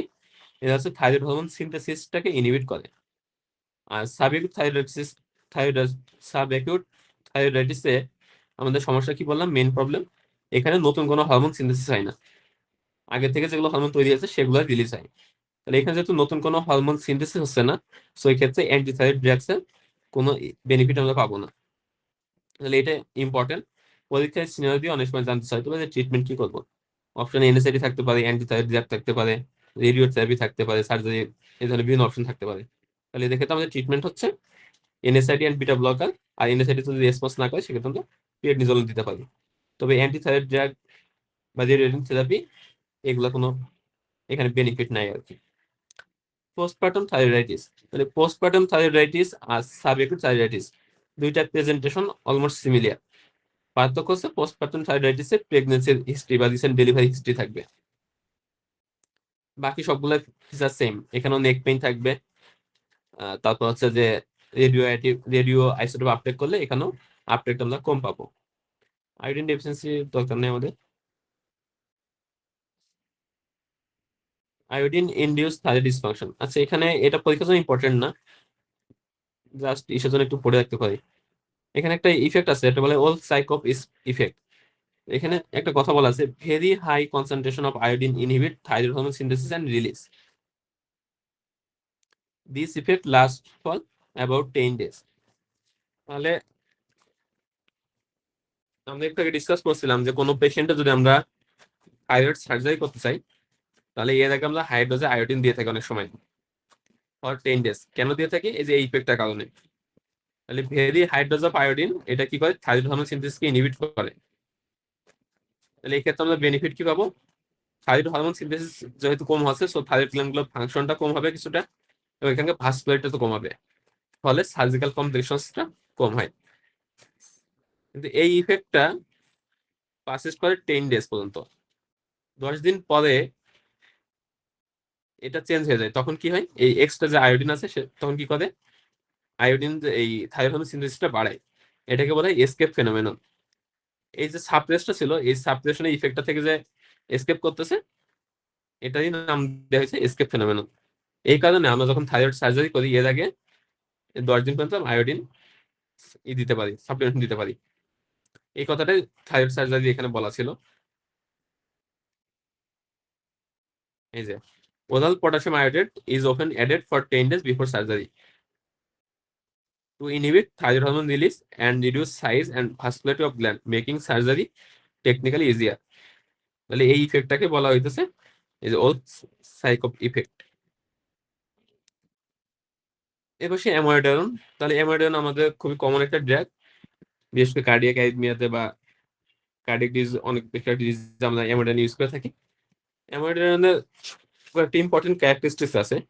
একটা হচ্ছে this is analogous to T4 and this contains huge amount of iodine।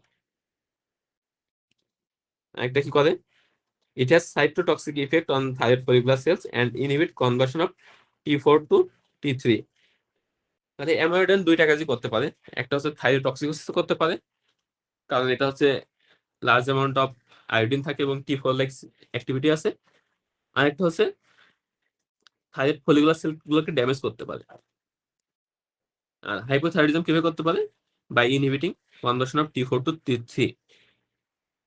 এই কারণে কোনো পেশেন্টকে যদি আমরা অ্যামোডারন প্রেসক্রাইব করি, তাহলে পেশেন্টগুলোকে ফ্রিকোয়েন্টলি থাইরয়েড ফাংশন মনিটর করতে হবে। অ্যামোডারনের কারণে যে থাইরয়েড টক্সিসিস হয়, এটা দুইটা মেকানিজম হইতে পারে। একটা হচ্ছে টাইপ 1 আর একটা হচ্ছে টাইপ 2। টাইপ 1 এ কি হয়? অ্যামোডারনের যে এক্সেসিভ আয়োডিন আছে, এগুলো কি করে? থাইরয়েড হরমোন সিনথেসিস বাড়ায়। আচ্ছা, ইফেক্টটা আরেকটা ইফেক্ট আছে, এটা আমরা পড়ে আসি, তাহলে এখানে বুঝতে সুবিধা হবে। আমরা বলছিলাম কি, হাই ডোজে আয়োডিন দিলে এটা হচ্ছে থাইরয়েড হরমোন সিনথেসিসকে ইনহিবিট করে, কিন্তু আফটার 10 days এই ইফেক্টটা থাকে না। এরপরে কি হয়? Extra iodine thyroid hormone synthesis বাড়ায়। তাহলে প্রথম যে ইফেক্টটা ছিল এটাকে বলা হচ্ছে ওল সাইকোপ ইফেক্ট। আর এই ইফেক্টটা যখন বন্ধ হয়ে যাচ্ছে, এটাকে বলছে এসকেপ ফেনোমেনন। আর এরপরে যে এক্সট্রা থাইরয়েড হরমোন সিনথেসিস হচ্ছে বা থাইরোটক্সিস হচ্ছে, এটাকে বলা হয় জড বেসড ইফেক্ট। তাহলে অ্যামোডারনে যে এক্সেসিভ আয়োডিন আছে, এরা কি করে? থাইরয়েড হরমোন সিনথেসিস বাড়ায়। এটাকে বলা হয় জড বেসড ইফেক্ট। তাহলে অ্যামোডারন ইনডিউসড থাইরোটক্সিস টাইপ 1 যেটা, এখানে কি হবে? হরমোন সিনথেসিসটা বাড়বে। এই কারণে আমরা এটা ট্রিটমেন্ট করি অ্যান্টিথাইরয়েড ড্রাগস দিয়ে। আর টাইপ 2 তে যেটা, সেটা হচ্ছে ডিরেক্ট সাইটোটক্সিক ইফেক্টের কারণে থাইরয়েডাইটিস ডেভেলপ করে। মানে থাইরয়েড যে ফলিকুলার গুলো আছে, ফলিকলস আছে, এগুলো ডিস্ট্রাকশন হবে এবং প্রিভিয়াসলি সিনথেসাইজ যে হরমোনগুলো আছে সেগুলো রিলিজ হবে। তাহলে এটার ট্রিটমেন্ট আমরা কিভাবে করবো? অ্যান্টি ইনফ্লামেটরি ড্রাগ বা প্রেডনিজোলন দিয়ে। তাহলে অ্যামোডারনের দুইটা যে মেকানিজম আছে, দুইটা ট্রিটমেন্ট প্রোটোকল হচ্ছে আলাদা। তাহলে এটা অনেক সময় পরীক্ষায় কোশ্চেন আসে। তাহলে এটা আমরা বুঝবো কিভাবে যে এটা টাইপ 1 না টাইপ 2? এখানে দেখেন আমরা কি করবো? Combination therapy with antithyroid drug and glucocorticoid দিয়ে ট্রিটমেন্ট স্টার্ট করবো। যদি পেশেন্টের র্যাপিড রেসপন্স হয়, উইদিন 1 to 2 weeks এর মধ্যে যদি রেসপন্স করে, তাহলে এটি ইন্ডিকেট করে হচ্ছে ইনফ্লামেটরি মেডিয়েটেড বা টাইপ 2। সেক্ষেত্রে আমরা অ্যান্টিথাইরয়েড ড্রাগটা বন্ধ করে দেবো, স্টেরয়েড দিয়ে ট্রিটমেন্ট করবো। আর যদি স্লোয়ার রেসপন্স হয়, তাহলে এটি ইন্ডিকেট করবে হচ্ছে টাইপ 1, মানে এখানে এক্সেসিভ হরমোন সিনথেসিস হইতেছে। তাহলে সেক্ষেত্রে আমরা অ্যান্টিথাইরয়েড ড্রাগটা দিব আর স্টেরয়েডটা অফ করে দিব। যারা এমএসসি পরীক্ষা দিবেন তাদের ক্ষেত্রে এই টাইপ 1 টাইপ 2 আরো কিছু পার্থক্য আছে। বিশেষ করে আমরা আল্ট্রাসাউন্ড করে আমরা আলাদা করতে পারি, কোনটা একটাতে ভাস্কুলারিটি বেশি থাকে একটাতে কম থাকে, তারপর অটো অ্যান্টিবডি চেক করতে পারি। এফসিএস এর জন্য এত কিছু দরকার নেই। এখানে একটা ইম্পর্টেন্ট ইনফরমেশন হচ্ছে অ্যামাইডন ইন্ডিউস থাইরোটক্সিকোসিস যেটা, সেখানে ইউজুয়ালি অ্যামাইডনটা ড্রাগটা বন্ধ করে দিতে হয় আর কি। আর অ্যামাইডন ইন্ডিউস যেটা হাইপোথাইরয়েডিজম যেটা হয়, সেক্ষেত্রে আমরা অ্যামাইডন এবং লেভোথাইরক্সিন দুইটা একসাথে প্রেসক্রাইব করতে পারি। এটা পরীক্ষার জন্য তো দরকার নেই, এমআরসি পরীক্ষা দিলে লাগবে, এফসিএস এর জন্য দরকার নেই। এটা হচ্ছে সিম্পল ডিফিউজ গয়টার। তাহলে নামের মতন এটা হচ্ছে সিম্পল একটা কন্ডিশন। এটা ইউজুয়ালি হয় হচ্ছে ইয়ং ফিমেল পেশেন্টের ক্ষেত্রে, আর সামটাইমস ডিউরিং প্রেগনেন্সি হতে পারে। এদের ক্ষেত্রে কি থাকবে, একটা সফট সিমেট্রিক্যাল গয়টা থাকবে, আর বাকি সবকিছু নর্মাল থাকবে। এদের ক্ষেত্রে কোনো টেন্ডারনেস থাকবে না, লিম্ফের ব্যথা থাকবে না, কোনো ব্রুই থাকবে না। ফাংশন থাইরয়েড ফাংশন টেস্ট করলে সবগুলো নর্মাল পাবো। তাহলে সিম্পল ডিফিউজ গয়টার অনেক পরীক্ষা চিহ্ন দিতে পারে যে ইয়ং ফিমেল পেশেন্ট আসছে লার্জ থাইরয়েড এনলার্জমেন্ট নিয়ে, এক্সামিনেশন করে দেখা গেছে সফট অ্যান্ড সিমেট্রিক্যাল, কোনো টেন্ডারনেস বা লিম্ফের ব্যথা নেই, আর ইনভেস্টিগেশন করে দেখা গেছে সব ইনভেস্টিগেশন ফাইন্ডিংস নর্মাল। ডায়াগনোসিস হবে সিম্পল ডিফিউজ গয়টার। এদের ক্ষেত্রে কোনো ট্রিটমেন্ট দরকার হবে না। কারণ অনেক সময় ট্রিটমেন্টও জানতে চাইতে পারে এই ধরনের চিহ্ন দিয়ে, how will you treat this patient. Multinodular goitre. তাহলে মাল্টিনোডুলার গয়টারের পেশেন্ট প্রেজেন্ট করে কি নিয়ে, থাইরয়েডটক্সিকোসিস নিয়ে। এদের ক্ষেত্রে আমরা যদি রেডিও আয়োডিন আপটেক দেখি, তাহলে সেক্ষেত্রে আমরা কি পাবো, পিএচই আপটেক পাবো। আর এদের ক্ষেত্রে ট্রিটমেন্ট অফ চয়েস হচ্ছে রেডিও আয়োডিন থেরাপি। তাহলে এই জাস্ট 2-3টা ইনফরমেশন জানলে হবে, এটা খুব একটা পরীক্ষায় অত বেশি আসে না। এর পাশে থাইরয়েড নিওপ্লেসিয়া। তাহলে থাইরয়েড নিওপ্লেসিয়ার মধ্যে আমাদের কয়েকটা টাইপ আছে। এর মধ্যে মোস্ট কমন হচ্ছে পেপিলারি কার্সিনোমা, এবং এটার প্রগনোসিস সব থেকে ভালো। সব থেকে খারাপ প্রগনোসিস হচ্ছে অ্যানাপ্লাস্টিক কার্সিনোমা। আর একটা আছে মেডুলারি কার্সিনোমা। তাহলে মেডুলারি কার্সিনোমা অনেক সময় পরীক্ষা আসে। মেডুলারি কার্সিনোমা হচ্ছে মেন 2 and 2B পার্ট। তাহলে মাল্টিপল এন্ডোক্রাইন নিওপ্লেসিয়া, এন্ডোক্রাইন চ্যাপ্টার লাস্টে আছে, এটা অনেক সময় পরীক্ষা কোশ্চেন আসে। তাহলে main 2A and main 2B একটা পার্ট হচ্ছে মেডুলারি কার্সিনোমা। এখানে এগুলো বলা হয়েছে পেপিলারি কার্সিনোমা হচ্ছে most common of malignant thyroid tumours, accounts for 90% of radiation induced thyroid cancer. এটা হচ্ছে প্রগনোসিস অনেক ভালো। আচ্ছা, ম্যানেজমেন্ট। যদি কোনো পেশেন্টের লার্জ টিউমার থাকে, অ্যাডভান্স হিস্টোলজিক্যাল ফিচার থাকে, অথবা মেটাস্টেটিক ডিজিজ থাকে এট প্রেজেন্টেশন, সেক্ষেত্রে আমাদের ট্রিটমেন্ট অফ চয়েস হবে total thyroidectomy followed by large dose radio iodine therapy. আর যদি কোনো পেশেন্টের স্মল টিউমার থাকে, কোনো অ্যাডভান্স হিস্টোলজিক্যাল ফিচার না থাকে বা মেটাস্টেসিস না থাকে, সেক্ষেত্রে আমরা থাইরয়েড লোবেক্টমি করতে পারি। তাহলে ম্যালিগন্যান্সির ক্ষেত্রে কোনটা ক্ষেত্রে কি ট্রিটমেন্ট করবো, এটা অনেক সময় পরীক্ষা আসে। আর ফলো আপ করবো সেরাম থাইরোগ্লোবিলিন লেভেল দেখে। তাহলে নর্মালি গ্রেভস ডিজিজ বা হাশিমোটোস থাইরয়েডাইটিস বা অন্যান্য যে থাইরয়েডটক্সিকোসিস বা হাইপোথাইরয়েডিজমের যে কন্ডিশনগুলো আছে, এগুলোতে আমরা ইউজুয়ালি মেজার করি থাইরয়েড স্টিমুলেটিং হরমোন বা টিএসএইচ দিয়ে মনিটর করি। আর ম্যালিগন্যান্সি ক্ষেত্রে আমরা মনিটর করবো থাইরোগ্লোবিলিন দেখে। প্রগনোসিসে most papillary and follicular thyroid cancer will be cured with appropriate treatment. তাহলে পেপিলারি এবং ফলিকুলার কার্সিনোমা দুইটার প্রগনোসিস ভালো।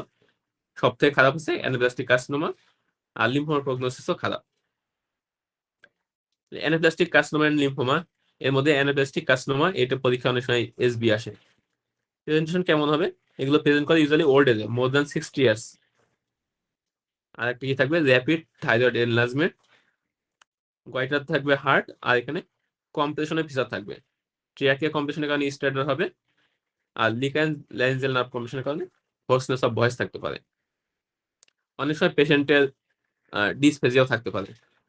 তাহলে ওল্ড এজে একটা পেশেন্ট র্যাপিড থাইরয়েড এনলার্জমেন্ট নিয়ে প্রেজেন্ট করছে, সাথে এই ধরনের কম্প্রেশনের ফিচার আছে, তাহলে ডায়াগনোসিস হবে অ্যানাপ্লাস্টিক কার্সিনোমা। Medullary carcinoma. তাহলে মেডুলারি কার্সিনোমাটা পেশেন্টে অ্যারেঞ্জ করে প্যারাফলিকুলার সি সেলস অফ থাইরয়েড থেকে।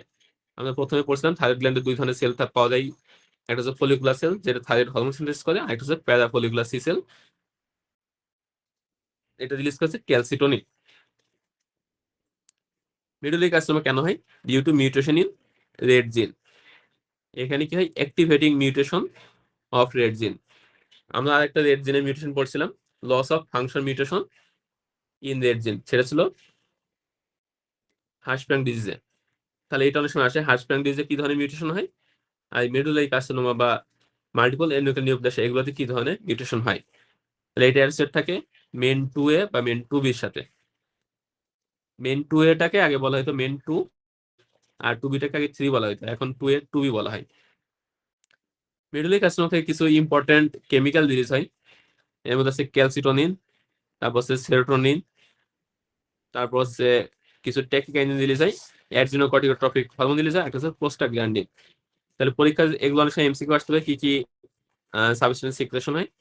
আর এসবির জন্য আমাদের ইম্পর্টেন্ট হচ্ছে সেরোটিন রিলিজের কারণে কার্সিনোড সিনড্রোম হইতে পারে, আর এক্সেসিভ এসিটিএস এর জন্য পুশিং সিনড্রোম হইতে পারে। তাহলে পুশিং সিনড্রোমের ভিতরে আমরা বলবো যে এসিটিএস ডিপেন্ডেন্ট পুশিং, এর মধ্যে একটা আছে একটোপিক এসিটিএস। তাহলে মেডুলারি কার্সিনোমা আছে একটোপিক পুশিং এর একটা ইম্পর্টেন্ট কজ। প্রেজেন্টেশন কি হবে? তাহলে এগুলো হচ্ছে মিডিল এজে প্রেজেন্ট করে, ফার্ম থাইরয়েড মাস নিয়ে। পেশেন্টের সার্ভিক্যাল ইনফেকশন থাকতে পারে, আর একটা হচ্ছে সিভিয়ার ওয়াটার ডায়রিয়া থাকতে পারে। তাহলে কোনো একটা পেশেন্ট, মিডল এজের পেশেন্ট, যদি পেশেন্টের গয়টার থাকে বা নেক মাস থাকে, এর সাথে যদি পেশেন্ট সিভিয়ার ওয়াটার ডায়রিয়া থাকে, তাহলে সেক্ষেত্রে আমরা মেডুলারি কার্সিনোমাটা কনসিডার করতে পারি।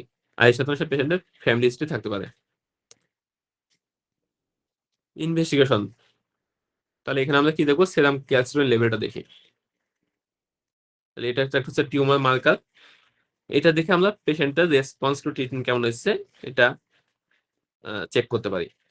তাহলে টিউমার মার্কার কোন কোন ম্যালিগনেন্সিতে বা কোন কোন টিউমারে কি কি টিউমার মার্কার দেখে, এটা পরীক্ষার জন্য ইম্পর্টেন্ট।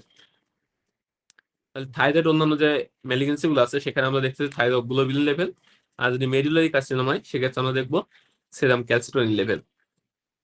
ট্রিটমেন্ট হচ্ছে total thyroidectomy with removal of regional cervical lymph node. এর বেশি রিডাস থাইরয়েডাইটিস, তাহলে এটা হচ্ছে পেইনফুল গয়টার একটা কজ।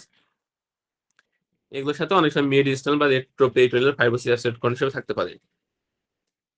অ্যানাপ্লাস্টিক কার্সিনোমার ক্ষেত্রে আমরা পাইছিলাম হচ্ছে র্যাপিডলি গ্রোয়িং গয়টার, আর রিডাস থাইরয়েডাইটিস ক্ষেত্রে থাকবে স্লো গ্রোয়িং গয়টার। এটা ক্যারেক্টারিস্টিক হবে ইরেগুলার অ্যান্ড স্টোনি হার্ট। তাহলে এগুলোর ক্ষেত্রেও পেশেন্টের কম্প্রেশনে ফেসা থাকতে পারে, ট্র্যাকিয়া বা ইসোফেগাস কম্প্রেশন থাকতে পারে, পেশেন্টের হোর্সনেস অফ ভয়েস, ডিসপ্লেতে থাকতে পারে, রিকার্ড ন্যারেজিয়াল না পলসির কারণে পেশেন্টের হোর্সনেস অফ ভয়েস থাকতে পারে, আর ট্রেকাল অবস্ট্রাকশনের কারণে পেশেন্টের স্টোডা থাকতে পারে। এছাড়া পেশেন্টের হাইপোপ্যারাথাইরিজম এবং হাইপোথাইরয়েডিজম ফিচার থাকতে পারে। তাহলে কোন একটা পেশেন্টের যদি স্লো গ্রোয়িং গয়টার থাকে, স্টোনি হার্ট থাকে, এর সাথে কম্প্রেশনের ফিচার থাকে, তাহলে ডায়াগনোস হবে রিডাস থাইরয়েডাইটিস। আর যদি র্যাপিডলি এনলার্জ গয়টার হয় এবং ওল্ড এজের পেশেন্ট হয়, সেক্ষেত্রে হবে অ্যানাপ্লাস্টিক কার্সিনোমা। তাহলে কোনটা কি ধরনের প্রেজেন্টেশন এটা একটু জানা লাগবে। এর পাশে ডিস হোমোজেনেসিস, এগুলো খুব একটা পরীক্ষা দরকার হয় না, জাস্ট একটু নামটা জানলে হবে। এখানে একটা সিনড্রোম পাই আমরা, পেনড্যাট সিনড্রোম। এখানে ডিস হোমোজেনেটিক গয়টা থাকে, এর সাথে নার্ভ ডিপনেস থাকে। আর কেন হয়? পেনডিন নামক একটা প্রোটিনের মিউটেশনের কারণে হয়। তাহলে এই দুইটা লাইন জানলে হবে। থাইরয়েড হরমোন রেজিস্ট্যান্স, এটা দরকার নেই, পরীক্ষা খুব একটা আসে না। মানে আজকে ক্লাস আসলে খুবই বড় ক্লাস ছিল, অনেক টপিকস পড়া হয়েছে। এন্ডোক্রাইনটা এমনিতে একটু কঠিন, তবে যদি একটু মিলাই বুঝে পড়া যায় তাহলে সহজ হবে। এরপর আমরা যখন অন্যান্য জ্ঞানগুলো পড়বো, তখন একটু কোরিয়ারকে পড়লে বাকিগুলো বুঝতে সুবিধা হবে। প্রথমে একবার দেখলে হয়তো একটু কঠিন লাগতে পারে, তবে এই চ্যাপ্টারের থেকে বহুত মানে খুবই ইম্পর্টেন্ট এবং পরীক্ষায় অনেক অনেক কোশ্চেন আসে।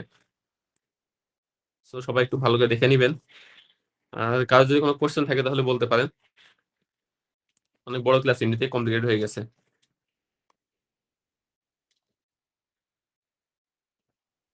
আচ্ছা, এন্ডোক্রাইন গুলা আমরা হচ্ছে পরে রিমোটোলজি আর হিমোটোলজি এটা শেষ হলে এন্ডোক্রাইন আমরা এসবি গুলো সলভ করবো ইনশাল্লাহ। এসবি সলভ করার সময় তখন যখন সিনারিও গুলো দেখবেন, তারপর ইনভেস্টমেন্ট প্রোফাইল গুলো যখন আমরা সলভ করবো, তখন দেখবেন আরো ইজি হয়ে গেছে আর কি। আর এরকম একসাথে এন্ডোক্রাইন পড়তে গেলে আসলে একটু কঠিন কঠিন লাগে। মানে যদি কারোর কাছে পাস মেডিসিন বা পাস টেস্টের পিডিএফ থাকে এন্ডোক্রাইনের, তাহলে ওইগুলো একটু কোশ্চেন একটু সলভ করে দেখতে পারেন। কোশ্চেন সলভ করলে এগুলো একটু বেশি সহজ লাগবে আর কি, তা না হলে শুধু পড়তে গেলে একটু কঠিন লাগবে। আচ্ছা, আজকে ক্লাসে কারো কোনো কোশ্চেন আছে, কোনো কিছু বুঝতে অসুবিধা হয়েছে বা এরকম কিছু যদি থাকে তাহলে জিজ্ঞাসা করতে পারেন, আমরা আবার ওইটা ডিসকাস করবো। তা না হলে ক্লাস এখানে শেষ করবো ইনশাল্লাহ।